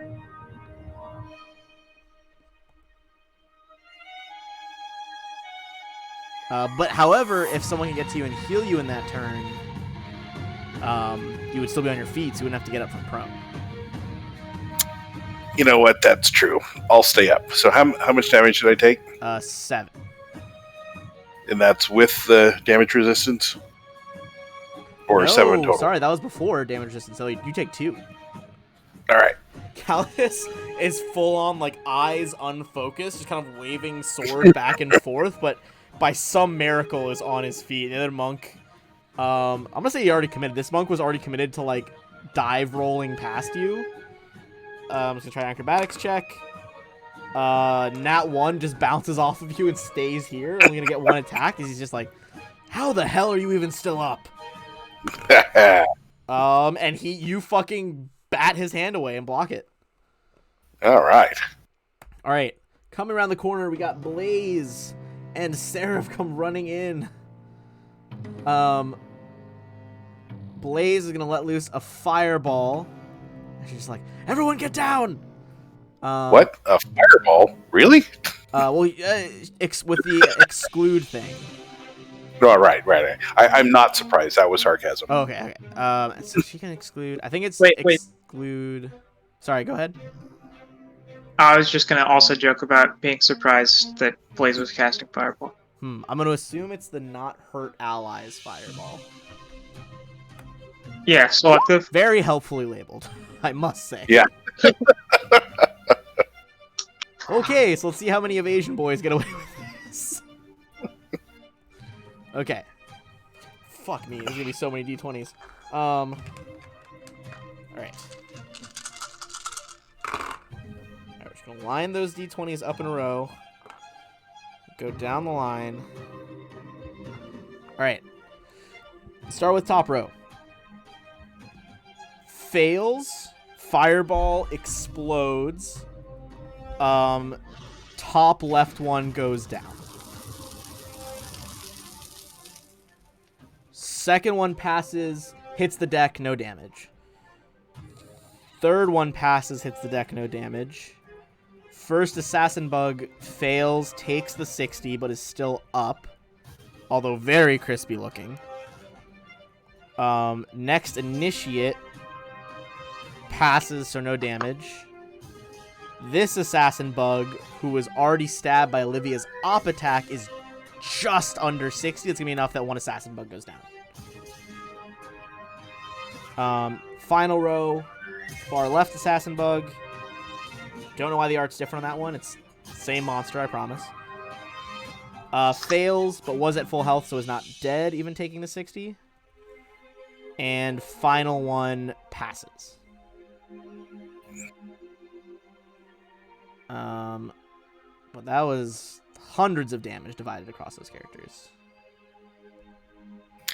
Yeah, Blaze is useful. Yeah, this is like the ideal situation for Blaze, except for the evasion, just massive crowd control. Dismal was gonna do some cool shit with her full round stuff. Not gonna do that anymore because she's way dead. She's very dead. So Olivia. So, reading the spell, it says I can attack through walls. Right? Is that what it... Hold on, I already closed that spell earlier. I put it on my sheet. Like you could be inside a wall and attack out of it. Yeah, right. Through stone. So the subject can attack or cast spells normally, but cannot charge or run. Yep. I mean, attack normally, I guess you could full round do it. I feel like there's gotta be a penalty. That's wild. It says like fish through water, so I assume that I can see too, but I don't know. That's when I was assuming that you can see. I was reading the fish through water part. It's like surely you'd see. I'm gonna say. I mean, Earth. I don't want to set a bad Earthglide is here. ethereal at this, right? Like.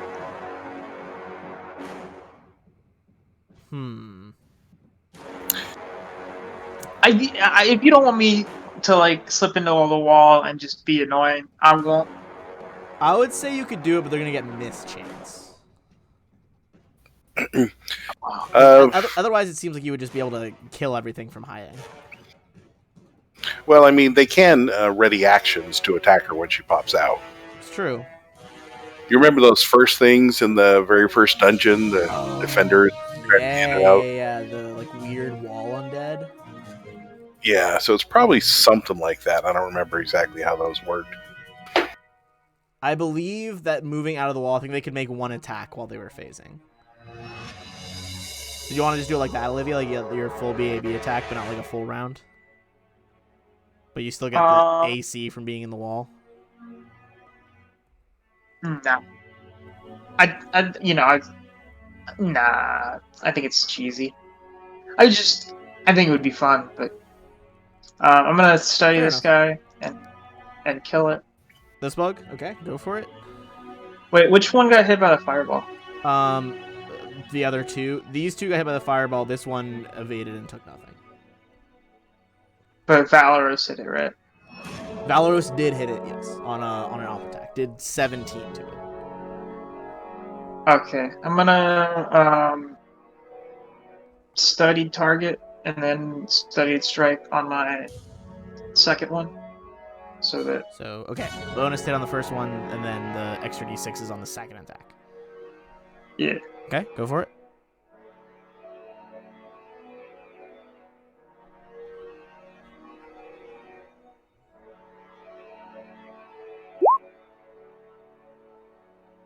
Okay, so hit for 29 on the first one. Second one is with the studied strike, brings it to a 44, is enough to drop this assassin bug as well. Okay. And then I'm gonna 5 step back. Right. So since here, hold on. Actually, I'm just gonna move you for a second so I can add that to the body pile. Since this one is flying, and it's Seraph's turn, she is going to just tank the op attack, and just be like run directly underneath that assassin bug. With a cure spell already in hand. What cure has she got right now?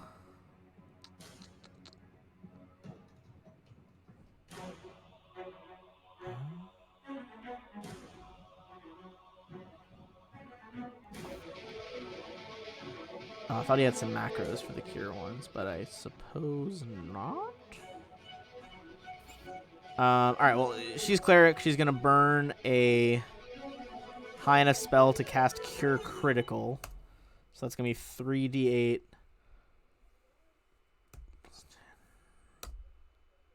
You're gonna heal 24 as Galatus. All right. No longer staggered, so you can take a full turn. This bug, however, is going to try and bite her, which it does. Hold on, too many things. So she's gonna take some damage and make a Fortitude save. 2 Hey, Ben, Fortitude. Cure Critical does 48. Oh, so I meant Cure Serious. Well, I guess you could just do a critical. She has a high enough spell slot. Add an extra D8 on there. I feel like she would want to do a better one anyway. Add an extra 7 on that. Or, yeah. Have the 7. All right. Alright, so Fortitude save on the poison is a fail. But she's not a lycanthrope yet, or entothrope. She is, however, poisoned against them, which is pretty not great. Hey, Ben, I didn't know that one guy was flying. Can I shoot him with my lightning bolt instead? If he's above everybody's heads? Yeah. You can shoot him. Sorry, I'm just adding in her. She has a penalty. That's gonna be. You see, Seraph looks a lot less nimble all of a sudden. She's gonna take 6 dex damage. Ow. Yeah. All right, 25, and you said the DC was 20 on your wand? Yeah. He's gonna pass and do the evasion. The bolt kind of like strikes into the ceilings, buzzing around. All right. Effectively, he is still over on top of Seraph, though. So I'll move him back there in case Galatus wants to strike. Galatus, you are restored to at least some of your health here. I feel much better. Yeah. Cleric will do that to you. All right, so Valorel's just going to 5-foot step here and attack the one human guy. Oh, the human between you. Got it. Yep.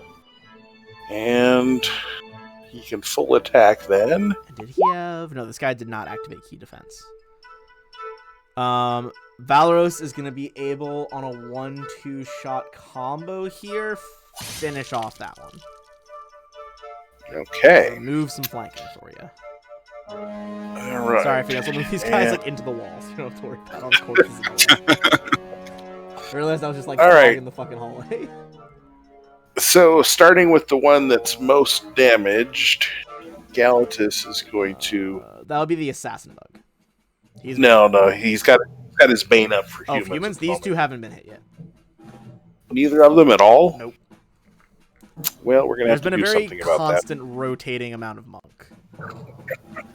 I don't feel like that's fair, to be honest. Let's see. I should have put on my deadly juggernaut with as many mooks as we're taking out here.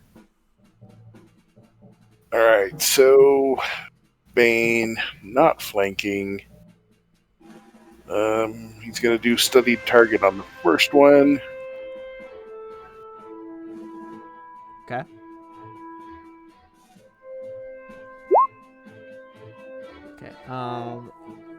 For sure gonna be a hit. And both of those are on the same one? Well, yeah, assuming that it doesn't drop him after the first one. No. The 2 attacks together are both gonna still not be enough. Okay, and then he gets my specially hasted third attack. Okay, go for it. Yeah, that'll do it, though. With just, like, 2 regular stabs, blade pierces in, and then just right through the stomach. Yeah, it was the little spin I did in between that really threw him off. Real classy. Yeah, that one's done. Alright, so we're now left with... Oh, you guys have cleared out pretty much all of them. You got 2 entothropes and a monk. Alright, the entothropes.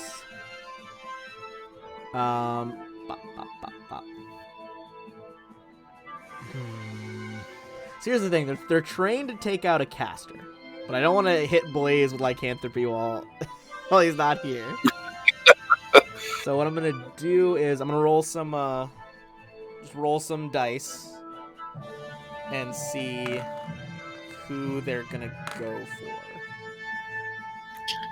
I think Blaze getting lycanthropy would be hilarious, and you should do it. Yeah. You know what? I mean, all right. It's gonna be a straight 1, 2, 3, 4, and then 5 because I forgot Seraph was under there. And then Phineas, they don't know where the fuck you're at. All right. One of them's gonna fly to Blaze. Fuck me. They're both gonna fly to Blaze.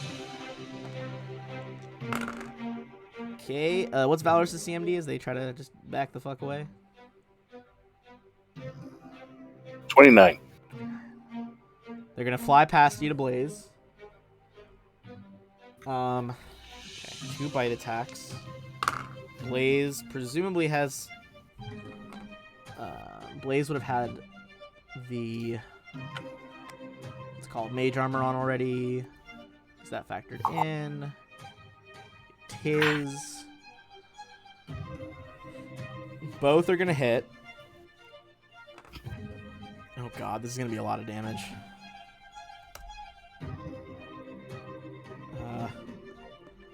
Because they have sneak.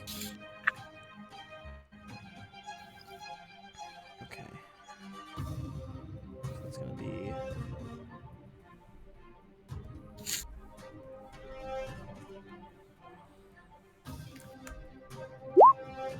$57 damage.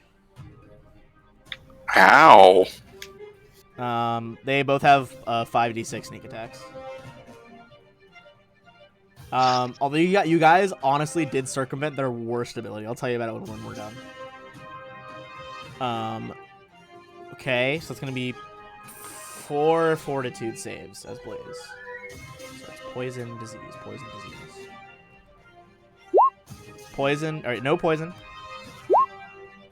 No disease. Is poison. Is disease. 2 inspiration dice for the one that might pass. Oh, that's true. Well, I don't want to waste. Nah, Alex would probably want us to waste the inspiration to pass the poison. This poison could take him out real quick. Okay, pass the poison. But Blaze is got a case of entothropy.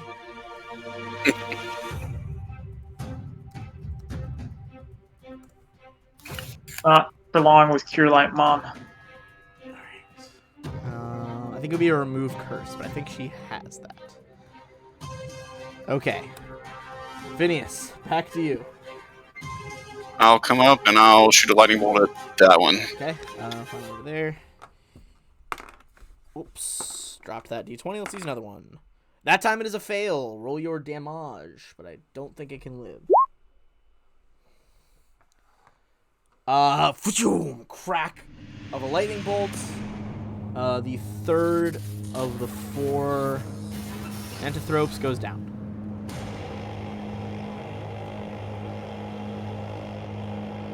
And it's going to be the last monk. They are fanatical, so it's going to 5-foot step into Galatus and just try to go ham.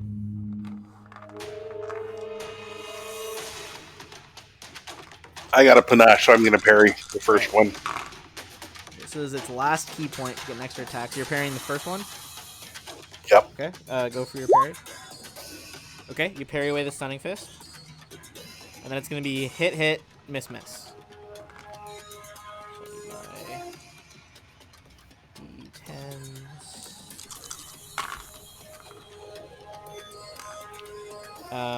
Okay. First one is a 20 reduced to 15. Okay. Second one is a 14 reduced to 9. Okay. So you remain up. That's Blaze. I feel like he'd want me to use Blaze to try to get another Froggo. So I'm gonna go in with a baleful polymorph, which is a 14 will.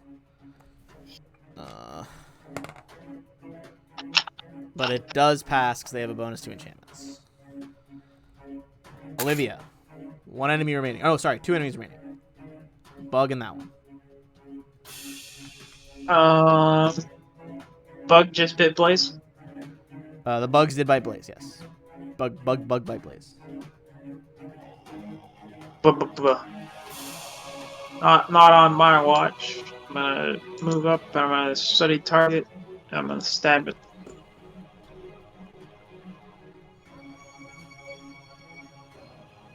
All right. That's not the right match. Sorry, we clicked the right one. My character sheet's messed up. Valor's fucking berating his teacher. I ran up 38, 15. That is going to be enough to stab through the chitin of the final Entothrope. I mean, there's one more, right? Right there. No? No. Talking about Blaze. Oh. Yes, there is. There will be one soon. Assuming Entothropy happens the next full moon. I assume it still does. I don't know. Wave remove curse.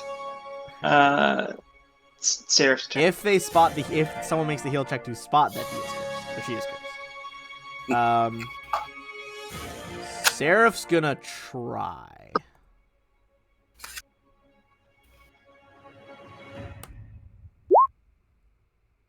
Okay, she would know that he's cursed. Rather than full moon, it could be something else like the cicadas that come out every 7 years. Every 17 years. That would honestly be incredible. Nope, that's the wrong curse. Not the one I meant. Are you sure? She doesn't have remove curse prepared today. Oh man. So I guess we'll deal with that next time. That's okay. We told him in chat that since he didn't clean his room, she didn't want to do that for him. And then if he had just eaten his vegetables, that he would have passed the fortitude save. Blaze Cross! How dare you go and catch Entothropy? How dare you? Fucking phenomenal. Galtus. Galtus had a rough time of it this fight, but there is one enemy remaining. All right. Well, Valeros is going to pop up to here and take a stab.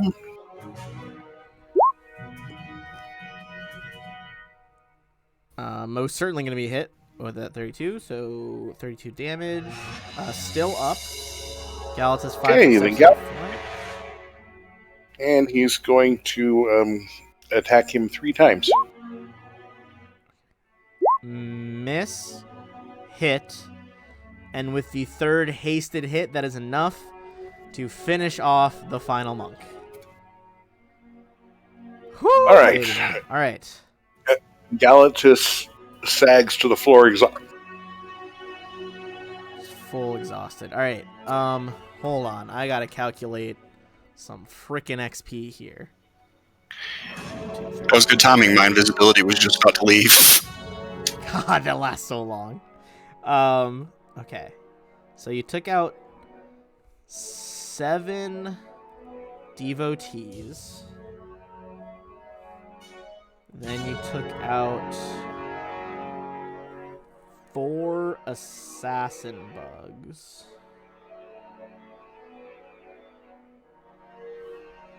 And then you also took out Condismal. Okay, everyone's gonna get 15,600.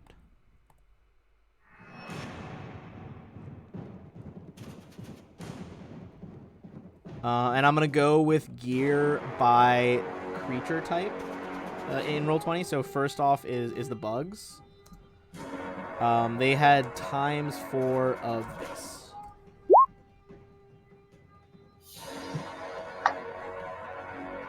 And then the devotees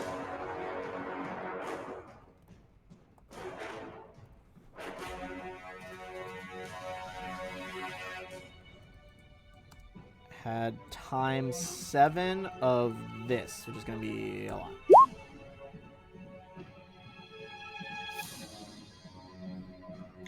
Too bad I can't weld those amulets together. I can super glue that shit together. Okay, that's them. That's them. And then of course, you also have. This is Khan's gear. They all had more of those potions originally, but they all drank a whole bunch of potions.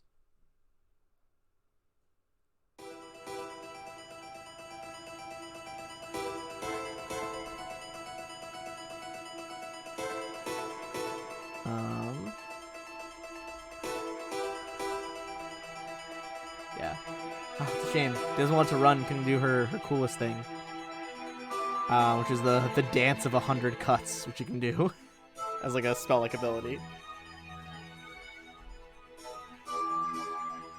All right. So, with all that in mind, where do you want to start searching the rooms? So I'll tell you right now, there are no more combat enemies. They would have showed up by now.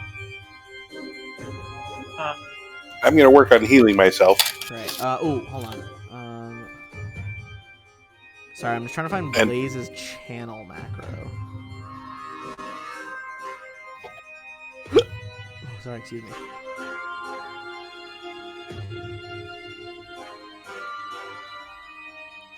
God, how many d6 does a cleric have at this point? Hold on. It's sneak attack regression, right? I believe so. I'm just pulling up the cleric thing from archive. Just so I don't shortchange you guys.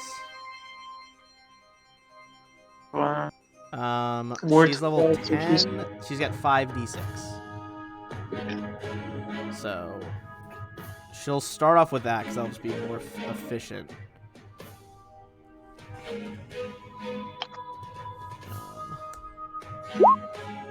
I'll leave her wisdom on. Alright, so wow, that was not great. Everyone gets 11 and 12.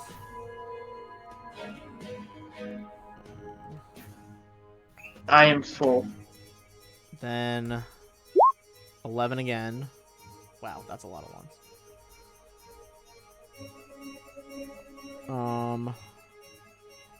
That brings Seraph back to full. She'll pop one more as well. Jesus Christ.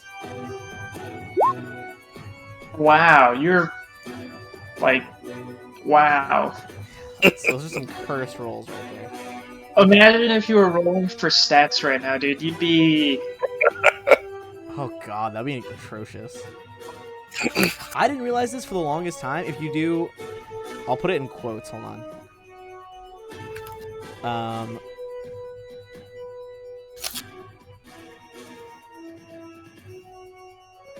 If you type it like that, it'll like automatically remove the lowest for when you're rolling stats. Yeah. Which I did not know for the longest fucking time. It's a neat trick. Okay. Blaze is pretty close to full right now. Does anyone else like need... She could definitely pop some more cure spells. Yeah, I'm still down. Okay. She's going to come do a cure... Well, first of all, she's going to do a cure moderate on Blaze, because that should do it. Okay, Blaze is full. Sorry, give me 1 second. I'm not used to having to mark down spell slots here.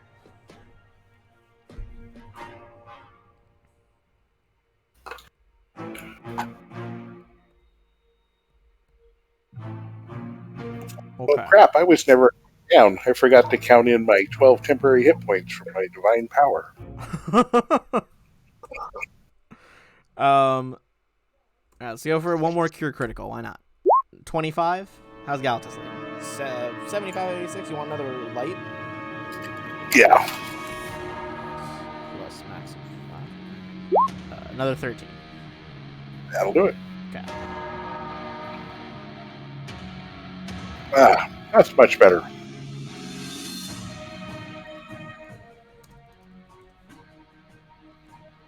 Okay, so we got all that. Which end do you want to start searching from? Top to bottom. So, So like, farthest up here, I guess. Alright, hold on. Here, I'm gonna actually just remove a lot of the lighting blocks now because you're not gonna be snuck up on by any more monks. Okay. All right. So, first of all, give me a perception check around the training room. It's this like red matted area. This one also, you guys can just take 20 to find stuff, unless it's like a very specific thing, which I will ask for. So you guys are over all the monks.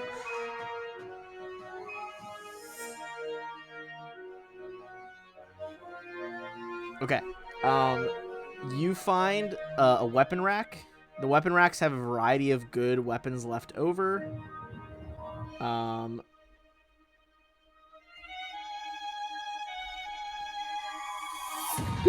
So we got a bunch of masterworks and a few plus ones. For selling purposes. And then up in kind of this like bedroom. Sorry, I'm pinging on the wrong layer for you guys. Up in this bedroom section. These are the monastic cells. 5 small cells, each with a feather bed and silk sheets, are accessible from this wide stone hallway. A simple tunnel leads south, while rough-hewn passage in the hallway's northeastern corner heads east. Each monk cell is surprisingly lavish, with luxuries rarely found in other monarchies. It seems these monks really lauded the value of indulgence. But in there, you would find 2 more +1 quarterstaffs.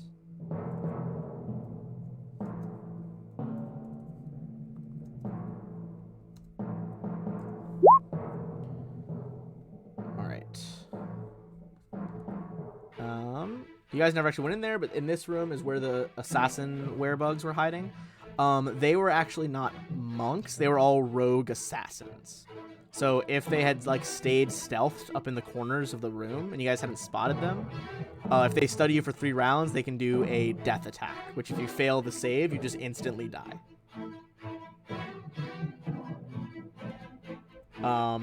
Not only that, if you die from a death attack, you need to make caster level checks to be brought back. Yeah, dude. I've always wanted to play an assassin, but you have to be evil, because I guess killing's bad. Yeah. Oh, it's rough. The assassin archetype is actually very, very cool. That's what if you guys watched any of Ruins of Aslan, the NPC they recruited is an assassin. Okay. So in their area and their kind of bed chambers to the right, clearly this was once a cistern of fresh water for the city. Sturdy pillars support an arched ceiling some 20 feet above the mirror blue waters of the quiet cistern. In their bunk area over here, it seems where the Entheanthropes kept all the worldly possessions. Not a lot, but there is this amount of monetary coin they've gotten from kill missions. Alright, you guys got the stuff from the ooze room. So then there is kind of this dining hall area.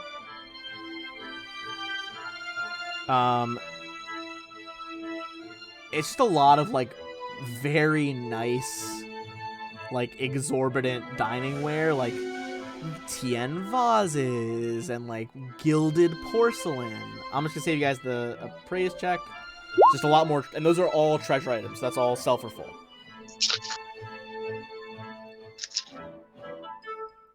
All right.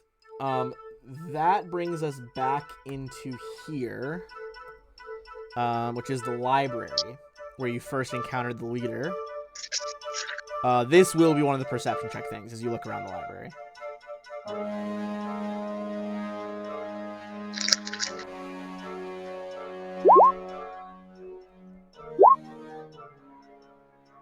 All right.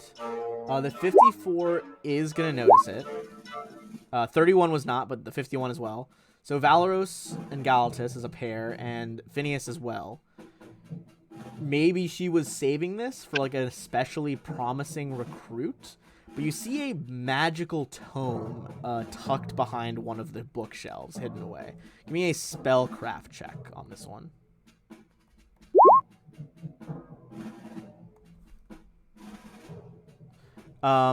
This is a manual of gainful exercise +1. Basically, if you take a total of 48 hours to study it, you get an inherent +1 to your strength score. One use item.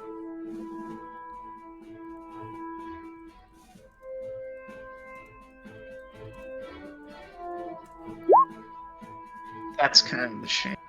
All right, and final room. You guys haven't really peeked in yet.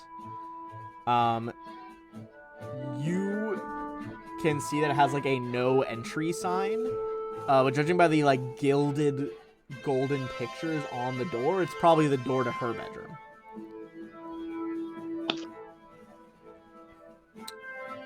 Well, guys, I don't think we can go in here. Fair enough. You don't want to go in there, you can leave.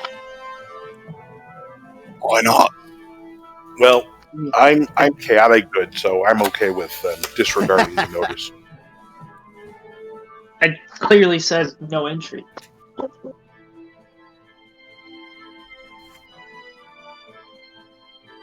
I guess we could speak with Dad and ask her if it's okay. Yeah. Oh man. Incredible. Just so we're clear, Olivia's lying through her teeth. She's gonna fucking, as soon as you guys turn around, she's going in there. Yeah, we're going in. Yeah, I don't have a contract with her, so I don't care. I open the door. Alright, pop the door open. Those of you who Olivia's can gonna gap. look for magical traps can make a perception check.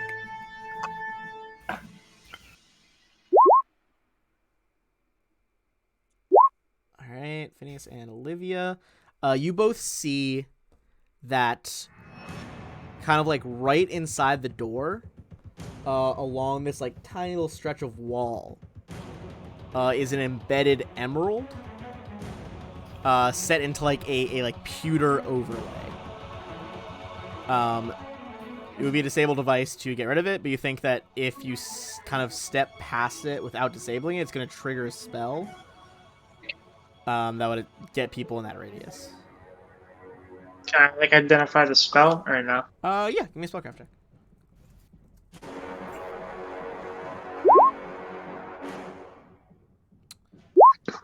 This is the 9th level wizard spell, Crushing Hand.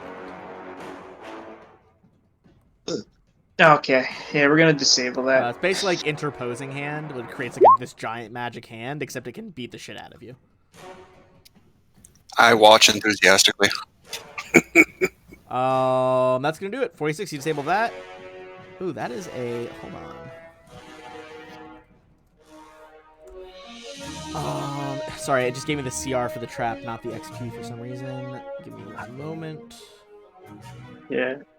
So we're clear, if it was something like fun and non-harmful, like Baleful Polymorph, Olivia 100% would have. Everyone's gonna get 4,800 from disabling that trap without it going off. Would have let somebody get Baleful Polymorphed and said, "This is what happens when you break a woman's privacy." All right, so you guys successfully disabled that trap. You would know right off the bat that that emerald, now that it's like not a magical focus, is worth 2,000 gold pieces. Very valuable gem to focus a spell through. Once again, lots of treasure items. You see a wardrobe has like assassin's outfits, courtiers outfits, and noble outfits, and jewelry. All worth selling, probably used for assassinations. Give me another perception check now that you're in the room.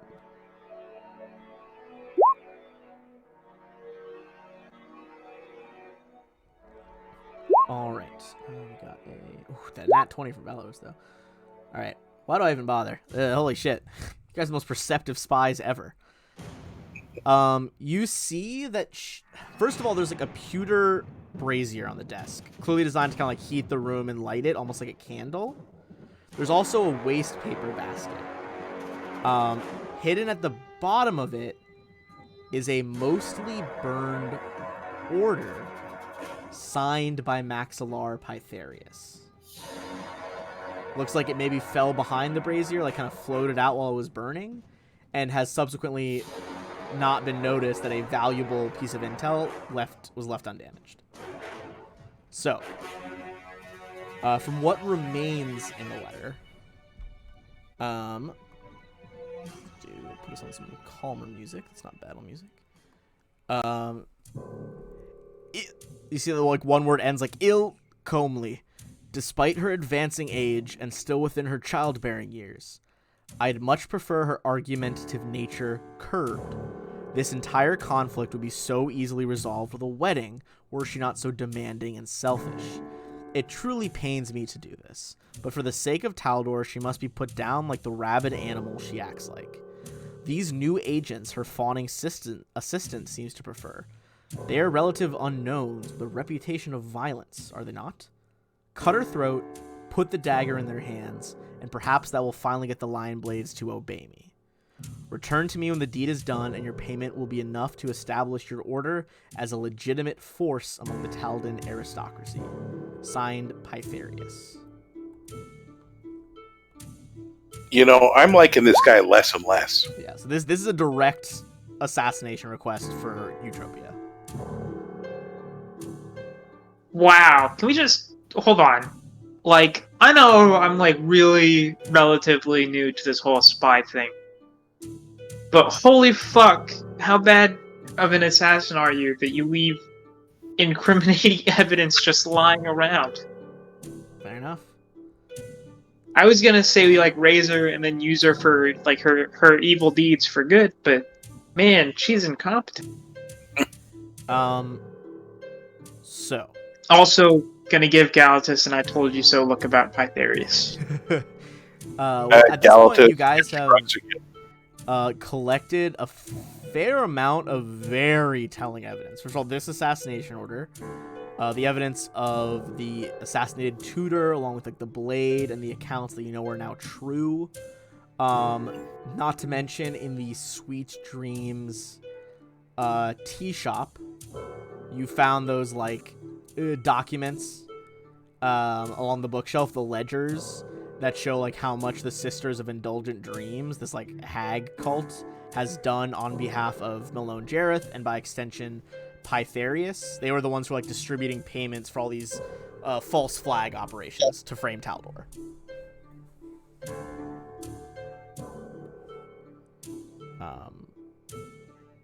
So what do you guys do now? You have this evidence. You still have the Wand of Sending. I want to go disable that other trap. Oh, the trap near the beginning? Yeah. Okay. It'll still be a perception check to spot it, but you'll almost really make it, especially with the lower DC, thanks to Olivia's spies. You do make it. It looks like if you walked along the path in the lower sewer. Sorry, let me scroll back over there.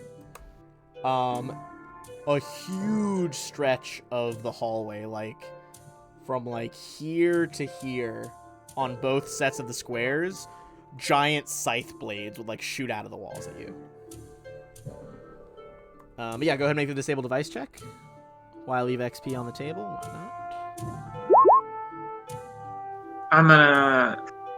Do you actually want to try it, Phineas, or do you want me to do it? So. Do you want to try assisting? I'm just giving it a shot for the first time. Yeah, I got you. Thanks. I'll tell you right now, Phineas actually succeeded without Olivia's help. Oh, nice. Good. Olivia like reaches down to help you. Like you hear this loud click, and you guys kind of freeze, and then all the pressure behind the blades, like pneumatically, just like, and it cuts off. That trap slightly lower CR. That's gonna be 2,400 for everyone on that trap.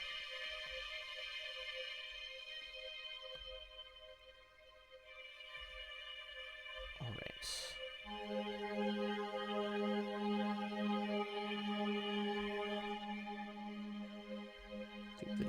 right. We have like a lot of like really good evidence that this guy Pythagoras is not a very good person. And you guys, like, you were gonna use this evidence for yourselves. But you also know that a lot of this evidence was to convince Cathan Zalar, the head of the Lion Blades, that like, yeah, the Lion Blades need to fucking pick your side. Yeah. So do you guys want to like go back and like report? Is there anything else we were doing in the city? Like, do we have left? Do we have rumors that haven't been explored yet? I don't. I think you guys hit all the rumors. I'm double checking right now. But you don't have to, you can go back to report to her, but you know that she gave you the wand of sending. Oh yeah. How many more charges is that? Is that all 50? It was like a full 50 charge wand. Hey Phineas. Do you want to use your crazy thing to like prank Pythagoras before we report back? You guys. What did you have in mind? Hit all 3 big evidence points, so you should be good. Just how many words is it? Sorry, sending. 25. 25. 25. That's correct. Just ask him how breakfast was this morning. Ask him if he has any idea who you are yet with all his divination magic. I'll take out the wand of sending. You send it to Pythagoras. What time of day is it? Well, you guys rested. It's probably like noon, I would say. Probably took a couple hours getting here via the old sewer tunnels that you discovered in the last session. Okay. I'll send to Pythagoras. So, what's on the menu for lunch? I bet it tastes delicious. Have you been able to figure out who I am yet? And did you find your man? Fuck. Found him. You simpleton. I swear to the gods, if you are Martella's brats, I will stomp you into the ground. 24 words. Very nice. I'll send back. I honestly love that spell so much, because no matter how fucking experienced you are at any form of D&D, it just reduces everyone to just fucking looking at their hands, counting on their fingers. Simpleton's 10 steps ahead of you. Just using another charge. So petty. You assume we're mortals. We're mortals, what the fuck?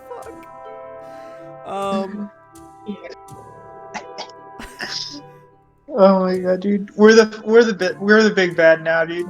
We're just bullying the boss. We are. We'll take his lunch money. Give him wedgie. He gets another 25 to reply now. He's like, mortal. I almost said mortal is 2 words. The fuck's wrong with me? Mortal or immortal, nothing will save you from my legion or from my wrath. You're fucked. Oh god. Should I? Totally random. This is one of the art pictures that's like optional in the book, but this is what the iconics look like fighting those fucking werebugs. Nice. Yo. They're actually like rad. That's- Like those carapaces in the Yeah. back like split open for wings. Okay, sorry, I got distracted by that. But all right. Okay. Now let's. Oh fuck! I just closed the lady that you were showing. Down. You want me to show it again? I can switch it over.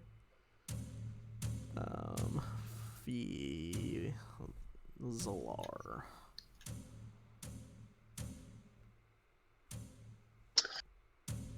And then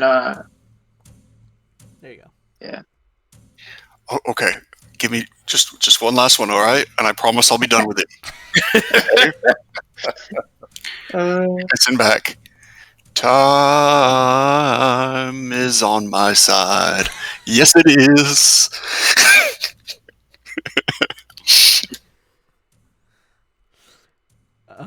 What's he even gonna say? And then I'll pass the one back to Galatas to use for Captain. I think he just full ignores you. I think he just full like doesn't answer. Hey, how does sending work? Does it like wake up the receiver if they're asleep? I believe it like you have to hear it. So what? Also, Sag DJ dropped a random item for you guys here. Looks like. Thank you. Thank you very much. Because I think that like the biggest form of Weird, yeah, harassment. like, didn't pop up on my. I had to refresh my stream, but yeah, now I see it. For like Pennywise is like a high level wizard just casting sending like to harass somebody at all hours. Alright, well, we got 3 friends here today. Alright, that's gonna be Olivia. Olivia, what do you think for random items for the party? Can I just pick weapons? I want to get like a fancy scimitar. You can not solely scimitar. pick weapons, yeah. Yeah. I want to get fancy rapiers, not scimitars. Weapons. There's the table. Okay, go ahead and give me a D100.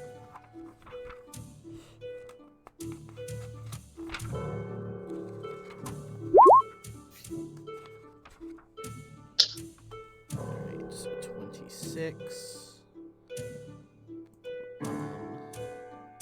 What level are you guys at now? 12. Well, we're like almost 13, right? Yep. At 12? Okay. Yeah. Okay. So that was a 26 then.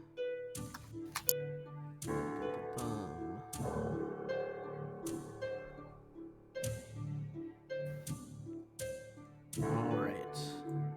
That is gonna be a rapier. Ooh. That is gonna be the disarming blade. This +1 dueling rapier ends duels quickly and decisively by depriving the wielder's opponent of her weapon. Following a successful disarm attempt with the weapon, the wielder can move the disarmed weapon 5 feet away in any direction as a swift action. That would have been super useful in that last fight. What's the what did you call it? It's called the disarming blade.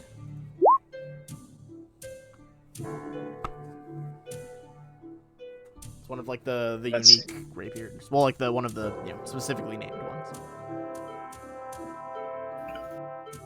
Oh man, that's neat. Do you want to go with this? Very, I'll need to look at it. Piracy.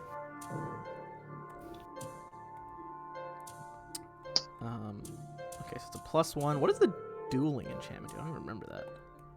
+4 on initiatives.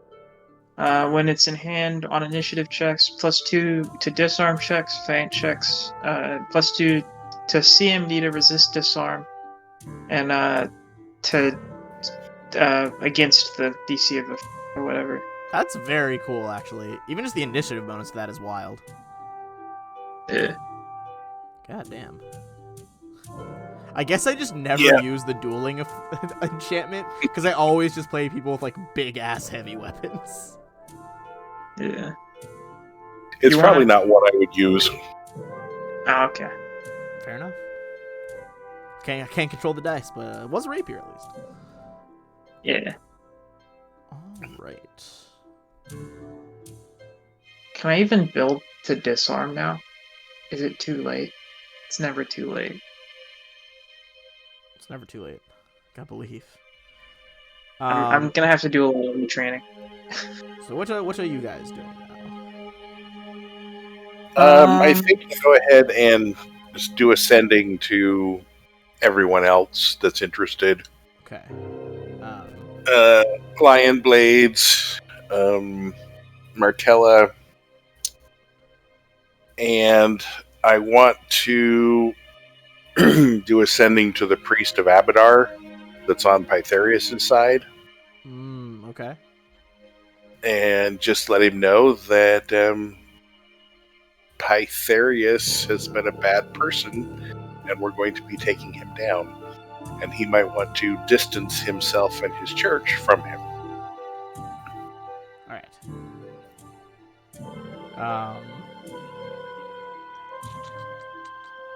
Okay. So I think Martella. Wait, are you saying to Eutropia and Martella, or just Martella? You know what? Let's go ahead and do Princess Eutropia as well. Okay. Martella, I think would just say like inform Eutropia, contact Zalar, make sure the Lion Blades are on our side. Eutropia is like, well done, Galatus. You continue to impress, as do your friends. Secure the Lion Blades.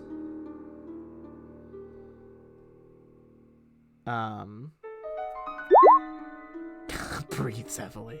Well done, Galatus. Okay, and then you were talking to what's his name? Paolo Avonius, the head of the Abadar Temple. Yep. Okay.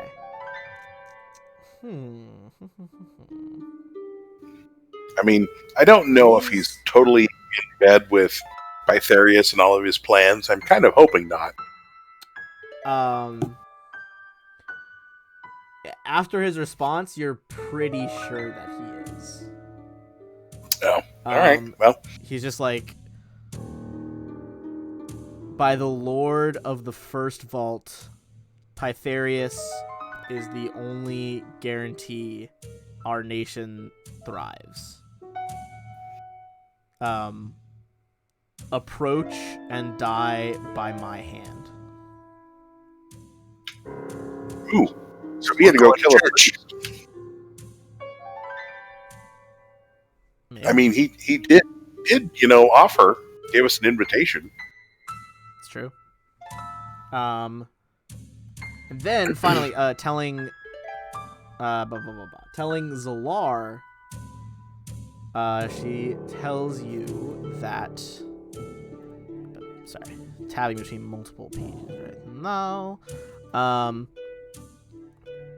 She basically tells you, she's like, meet me in the Anvil district, snuck in, let's make a plan. Pytharius has to be taken off the board.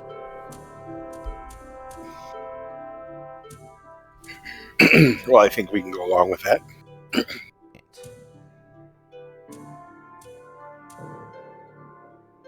Oh, now we can go along with that. Well, just so we're clear, I was always in camp. Fucking kill this guy. I know. I just wanted to make sure first. I pinched the tents in that camp, okay? Yeah. I've always wanted to kill him. Alright. Let's go back to Zamar.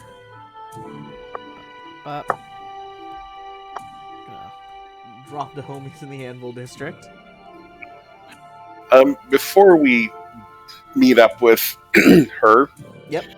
I want to use, excuse me, sorry, Ears of the City to find out who's next in command at the temple, who might be opposed to what the main guy's Who's political next staff to command at the temple?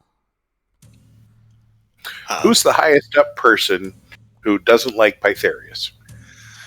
That'll have to wait till tomorrow Why is that? Okay. because I use those spell slots to cure the alchemist. Oh, yeah. I actually picked it up last time I leveled up. Oh. Okay. Okay. Go ahead and use the spell and make the roll. I can use diplomacy or perception. Whichever's higher. And since Okay. it's the highest at the moment. Okay. So let's start with the head guy. You knew a little bit. You knew he had something to do with something called the Vault and Chain. With that 58, you know that is a sect of Abadar worshippers in the city, who are like pure law and order. Even going so far as to do some pretty bad things. Like, I would say with this check, you would now realize a lot of people think he's a powerful cleric. He's not. He's an anti-paladin. Oh. And you would know that the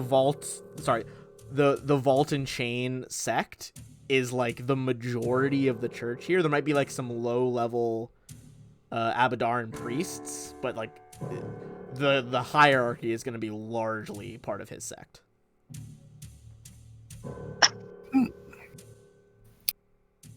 Well, then maybe we need to get some dirt on these guys, and then we can contact some other Abadaran leadership.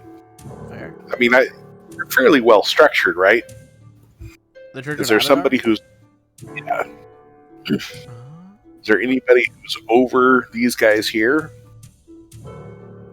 I mean, I just don't want to, wipe out an anti-paladin who's a legit member of the church and have the rest of the church mad at me. Although I suppose I could always do it in disguise and no one would know it was us. Yeah. Yeah, so like the thing is that when we win the war, we can just ban Abadar from Taldor. So sorry, I was just reading the Inner Sea Gods thing I have. So apparently, there's typically not an like overarching like Pope type figure. Temples of Abadar are specifically designed to function independently of one another, usually serving a single community or region. All right. The individual clergy are usually aligned with the local government, but are usually forbidden from fighting amongst themselves. Normally, Abadar churches are pretty neutral, but this one is clearly like sided with the enemy. Okay. Well, so is there anyone redeemable? I guess is the next question. I would think that like there's always new, like low-level clerics and like priests that are joining the church. Very unlikely that all of them would be under the sway of the Archbanker. All right. Well, you guys with me for taking out the anti-paladin and these other guys? Yeah, I'm down to kill some. I'm always down to do some sacrilegious stuff. Yeah, why not? All right. So, do we want to see if someone can find us a way in?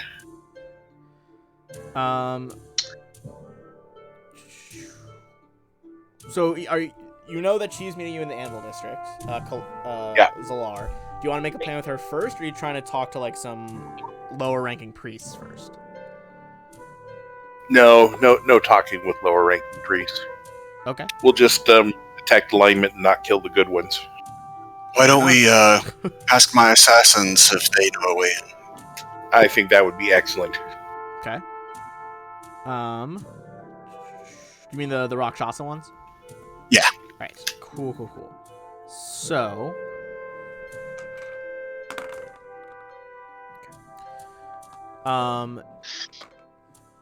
they would tell you that they've scouted a few ways, and this isn't all the options. They tell you, first of all, they reveal the same option as like the getting arrested option.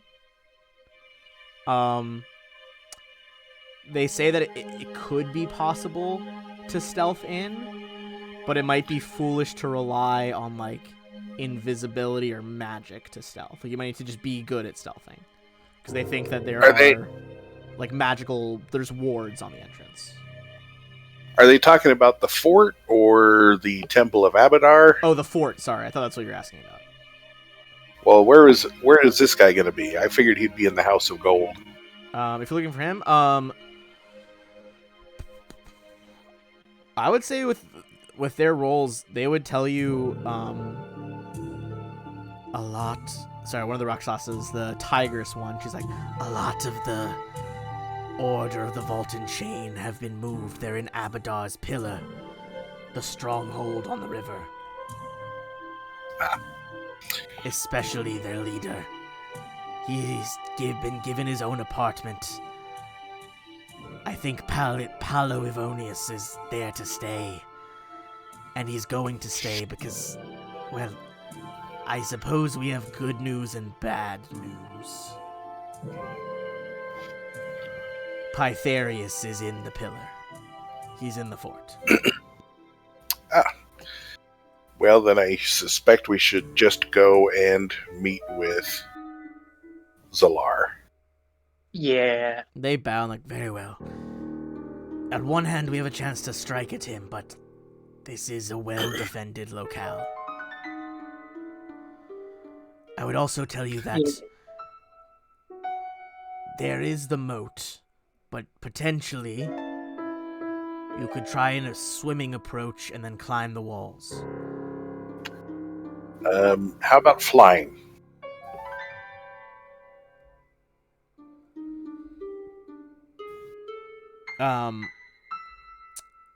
So Do they have any special precautions against flying? It's always one of the downsides of a they fort. need a knowledge check to see this as they went to scout it. Okay. One of the like the weird little gnome one that looks like the demonic gnome, right?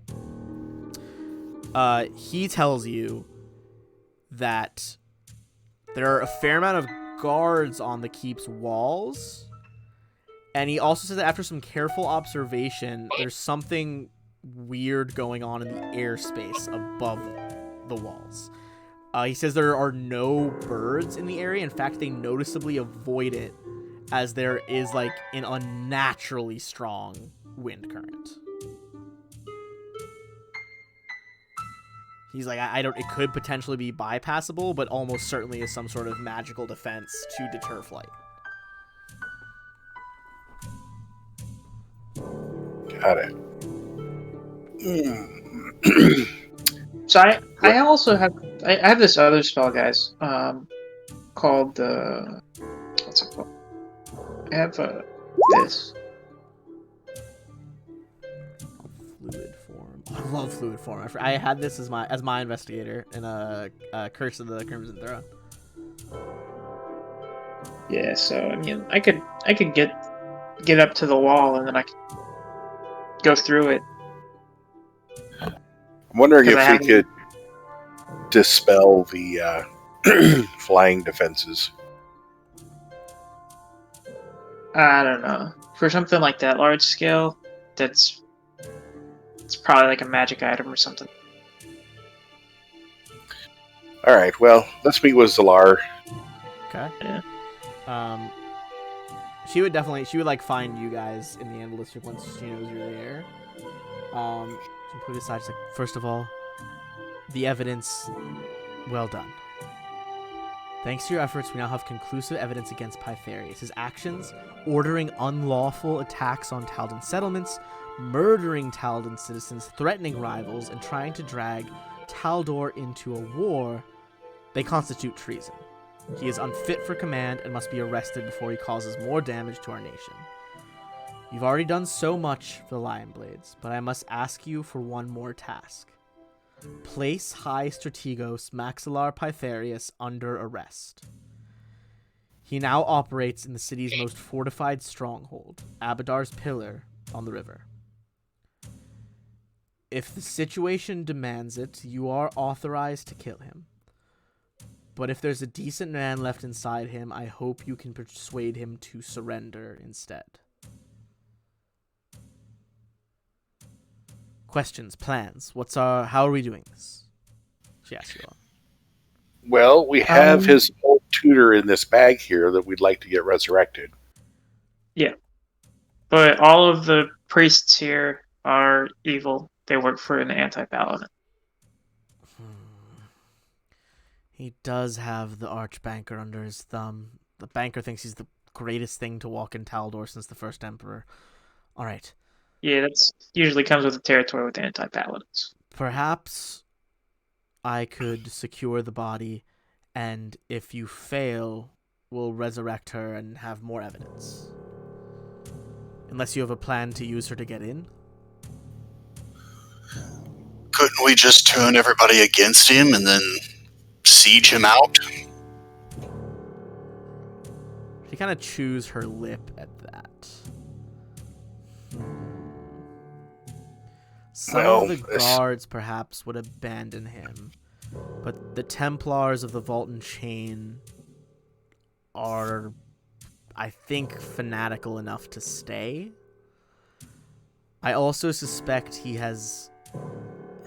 I don't quite know what they all are, but I think he has been setting up both mercenaries and perhaps some monstrous protections as well. Hey Ben, this is just out of character, but how can this person authorize us to arrest him? Does she have political power and authority? So the Lion Blades have always operated kind of outside of the throne. Their entire purpose is to like keep Taldor on the right track and keep it from falling apart. So even if an emperor, and it's happened before, even if an emperor opposed the Lion Blades, they are like so deeply ingrained in the culture, like the people wouldn't allow it if an emperor opposed them. So they're basically like the neutral party that tries to keep the country on track. So if they announce that he's supposed to be arrested, that would help turn the rest of the populace against him. But it wouldn't do as much good like for maybe getting not in. the aristocracy, but certainly a percentage of the aristocracy and majority of like the popular opinion would sway against him. If the Lion Blades rarely take sides, if they were taking a side, people would be like, "Oh, he's bad."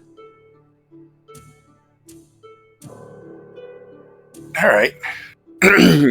Well, we should have them announce it and maybe suggest to any troops that aren't fully on his side that they could maybe desert over to the real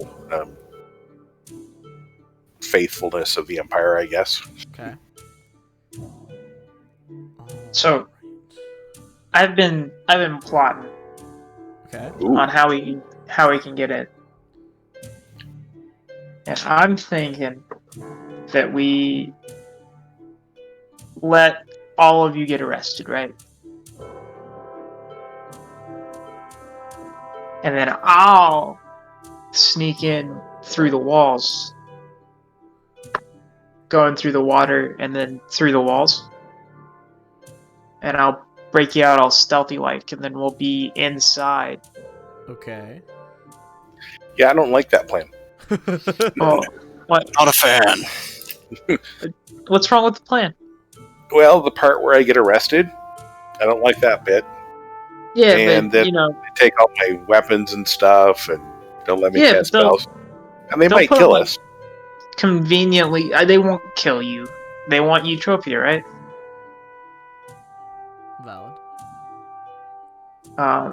And they'll like conveniently put your stuff in like a room pretty close by. It's not nearby. Like yeah.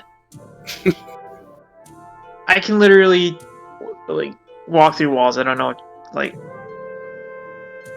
mean, at the very least, that'd be pretty helpful for scouting, walking through fucking walls. Yeah. Plus, I'm like, you know, I sneak into places and I break stuff. Fair. Well, you know what? You could just sneak in, kill everybody, and we'll wait on the outside till you're done. I'm not the best at like kill. You saw how like the last time we tried to like stealthily take people out went. I'm just saying that I don't feel like announcing to the keep, hey, we're out here and hey, we're coming in is the best way to go because then everybody's going to be ready, you know? Yeah, I get you. Well, maybe we should think on it for a bit and do our plan next week when we have all of our people. That's probably a good idea. She would tell you they have, she has, you guys just figure out that one, figure out that one, figure out that one. She has two more possible notes as to like how we could get in. And just the ones you guys have already figured out. She tells you, like, listen, the fortress is protected against teleportation and scrying thanks to the wards placed around it. That being said, teleportation can function if the creature attempting such a spell carries a glyph that has been attuned to the castle. Currently, I've only deduced there are a few glyphs in service. Maxillars, one of the aristocrats, Dame Avenna, who is always in the keep, 2 hags that also have been staying in the keep, and Baron Aster Roderus, who sometimes stays in his manor in the Golden District. If you could get some of your agents to try to steal his glyph, then perhaps one of you could teleport in. Well, I could teleport us all in if I had the scroll. She explained, like, it's like the even a group teleport, they each have to be holding the glyph, or they like won't be able to phase back in. Can we reverse engineer the glyph?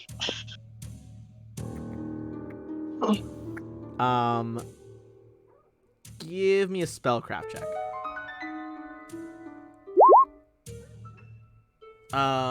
Phineas, I think you would know, like, the only way to reverse engineer it would be to, like, make it and then already be inside of the area. Like, because you need to attune it to, like, the central courtyard. How long does attunement take? I believe unless specialized, typically attuning takes, like, 24 hours.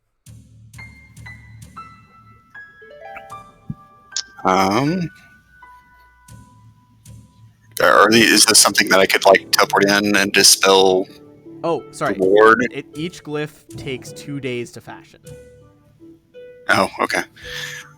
Sorry. Could read that part. From what I know, would I be able to, like, teleport in and dispel and then teleport out and grab them and come back? Dispel the ward that's stopping it? Yeah. What'd you get? A 35 there.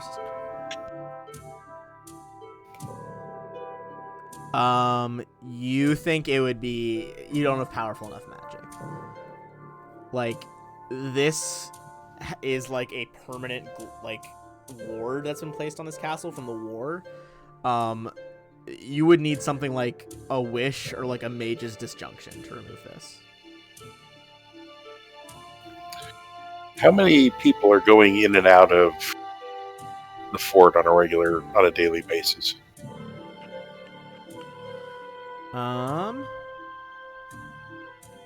So, the main point of entry, here, ping it back down there.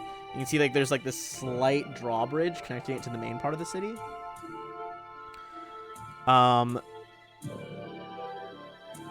Night and day, there are 2 Zamar Sentinels, or like those more powerful guards you guys have encountered.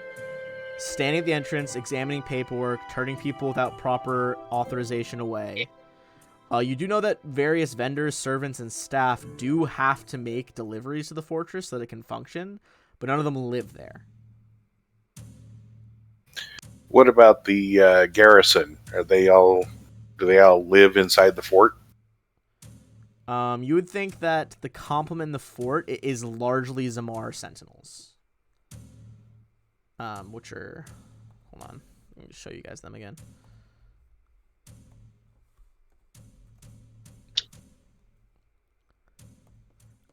These ones. Like the really decked out ones.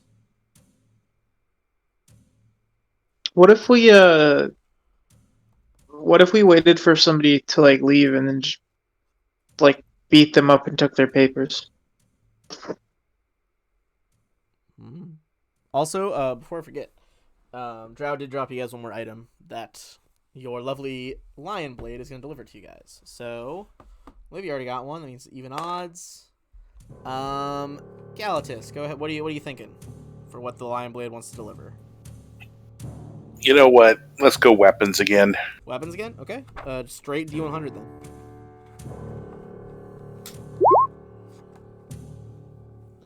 Ooh, that looks like a rapier number. I don't know if you're gonna get lucky enough to get the rapier, 2 rapiers in a row.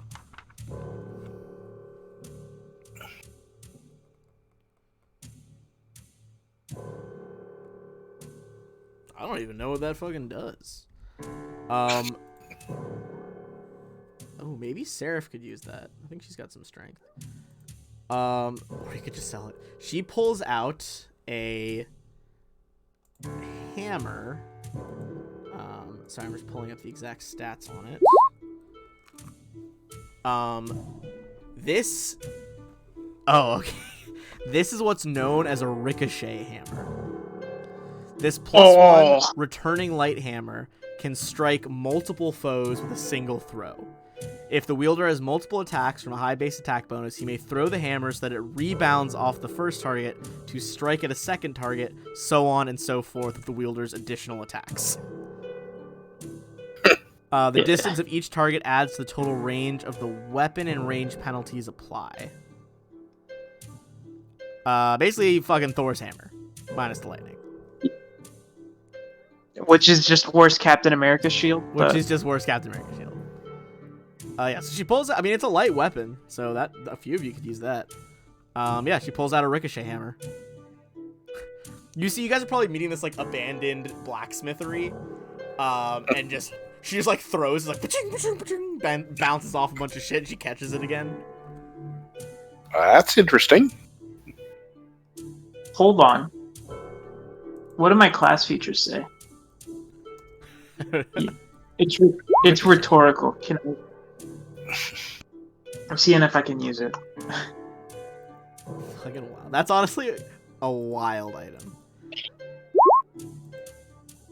I gotta try to buy more in games where I'm a player. I gotta buy more specific magic weapons because some of them have crazy abilities. But I feel like I always am just like, oh, you know, +3 sword with fucking flaming. Well, statistically, that's the best option. It is, but I want to be fucking Captain America. Yeah. You gotta get your bedeeds, dude. You gotta build. Yeah, Badid. Crazy. Alright. Put that reference point down. Yeah, I'm pretty sure that I can use that. I just have to retrain some stuff. Fair enough. But I can use, fun fact, you can use weapon finesse with that. That's wild. That you can use weapon finesse with a ricochet hammer. Like light hammer, right? It's light hammer, yeah. Light weapon. Light hammer.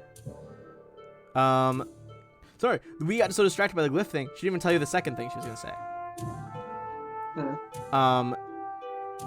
She doesn't know exactly where.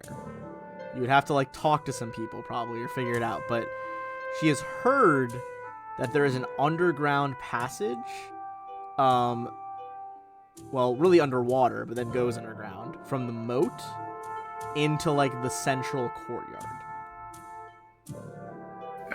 Well, I think we could send Olivia to go look for that. Yeah. I mean, if you could your fluid pass form could dirt. some speed. Yeah, fluid form and then earth glide. Drow Yeah, calling in that- fucking Miss. You guys want Miss Maggie or Smirk? Because Drow's calling in a hint as well. What's that? I like Miss Maggie. Catching the fucking ricochet hammer out of midair. Out of nowhere, this fucking old woman, pink power suit. Howdy, y'all. well, hello. You know, I know a bit Do you more bake about where muffins that today? special secret passage is. Now, What do you know? well, first things first, you ought to be careful. The summoners and casters up there, well, they tried to bind a river drake into the river around those parts. Then the drake got eaten. Y'all familiar with blood algae? Very, very aggressive plant life that's invasive in Taldor. They ate the dragon, so watch out for the blood algae. But if you are able to swim past the algae and go around the east side of the fort, you'll avoid all their subaquatic nets, and you will find yourself in an underground tunnel. Short climb from there, and you'll find yourself in the courtyard.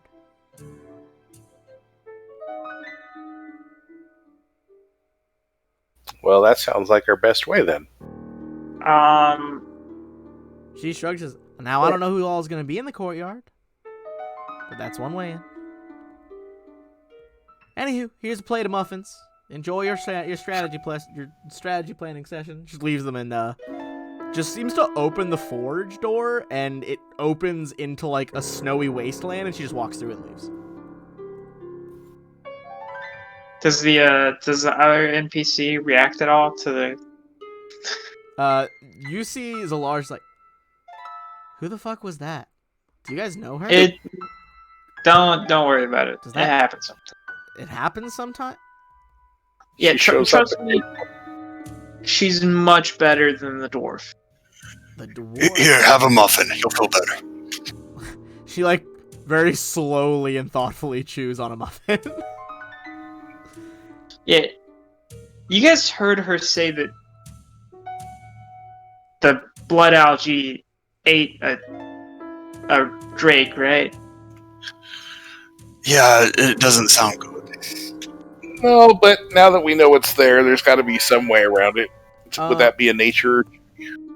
That would be a knowledge nature check to know about the blood algae. That invasive species in Taldor.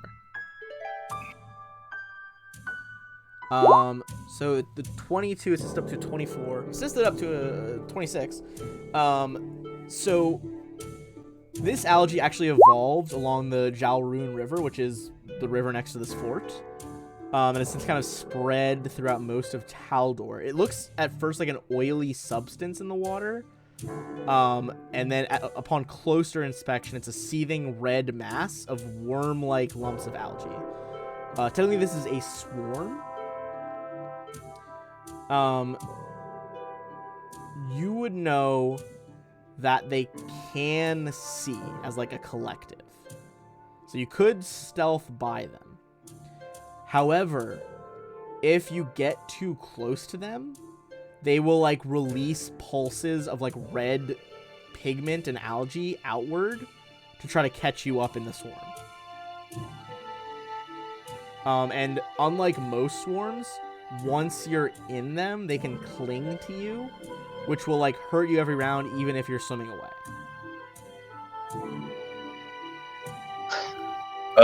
Any defenses against them?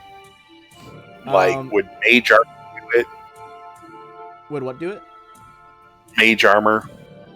Mage armor would not do it. You would know that, like most swarms, they're vulnerable to like AoE stuff. They are immune to weapon damage. It's really kind of magic or energy is really the only way to kind of take them out. You would also know that since they are technically, they're both a swarm and a plant, They also get plant traits, which means they're immune to mind affecting, like charms, compulsions, patterns, phantasms. They're also immune to paralysis, poison, polymorph, sleep, and stun. Hey Blaze, do you have does anybody know if Blaze has lightning fireballs yet? Has lightning fireballs. Ooh, let me check the fucking sheet. Hold on. I want to say that she does. That she can Yeah, I think change it. Didn't she do that before? Am I crazy? I think so. I think so. Yeah. Yeah. If we could just, she could. I feel like she could take care of the. I will say underwater that combat rules. Electricity damage is typically invisible underwater. What does that mean? Like they it means wouldn't like be able as to opposed to a big flash of light from a fireball, the electric currents just kind of arc through the medium of the water without lighting up. Oh, okay. So it would be less visible than like straight fire. Also, fire. You So have to do caster checks underwater anyway. So are these all around in the moat area? They're pretty well scattered around the moat. I feel like she did. I don't think I clarified well enough. She tells you that like there are like some swarms of them, specifically like if you're swimming towards the secret entrance. There are some in the way. Gotcha. So basically, like if you come in from the east, you're gonna avoid like so there's like basically like big nets, like metal razor nets on the sides over here, kind of like Avatar style. You know when they invade the Fire Nations, big nets that block them. That shit. But like coming in this way, that's where the secret entrance is, and there's no nets, but the algae's in the way. Is like the other problem. Got it. Okay. Well, I think this is doable. We need to get, make sure we got a few spells and things prepared. And and we have a week to prepare, so that's pretty. We're about half an hour early. It's probably a pretty good point to call it, so that Blaze can, if they have any ideas, can jump in on the discussion. Are there any more questions that you guys can like plan more throughout the week before we wrap it up, though? If you think of one later, you can also just put it in the Discord. It's not a terribly big deal if you can't think of it right now. I mean, is there anybody who knows the layout of the fort that we could get access to?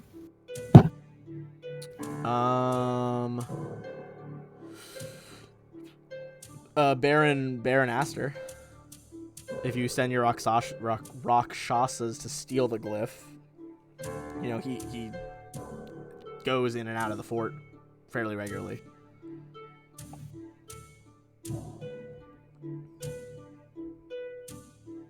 Well, that might be our best bet then. Okay. Hell yeah. And now I have a week to figure out how to deal damage to the swarm that's immune to weapon damage. Yeah, shockingly very hard to fight a blob of algae with a sword. I could just punch it really hard. That's honestly my favorite, like, monster ability where they throw that shit and it's like, oh, just immune to weapon damage under immunity. It's like, oh, good. Okay. Alright, in that case, thanks everyone for watching. We're on a quick ad. Feel free to stick around and support the channel. And we will see you all next Monday.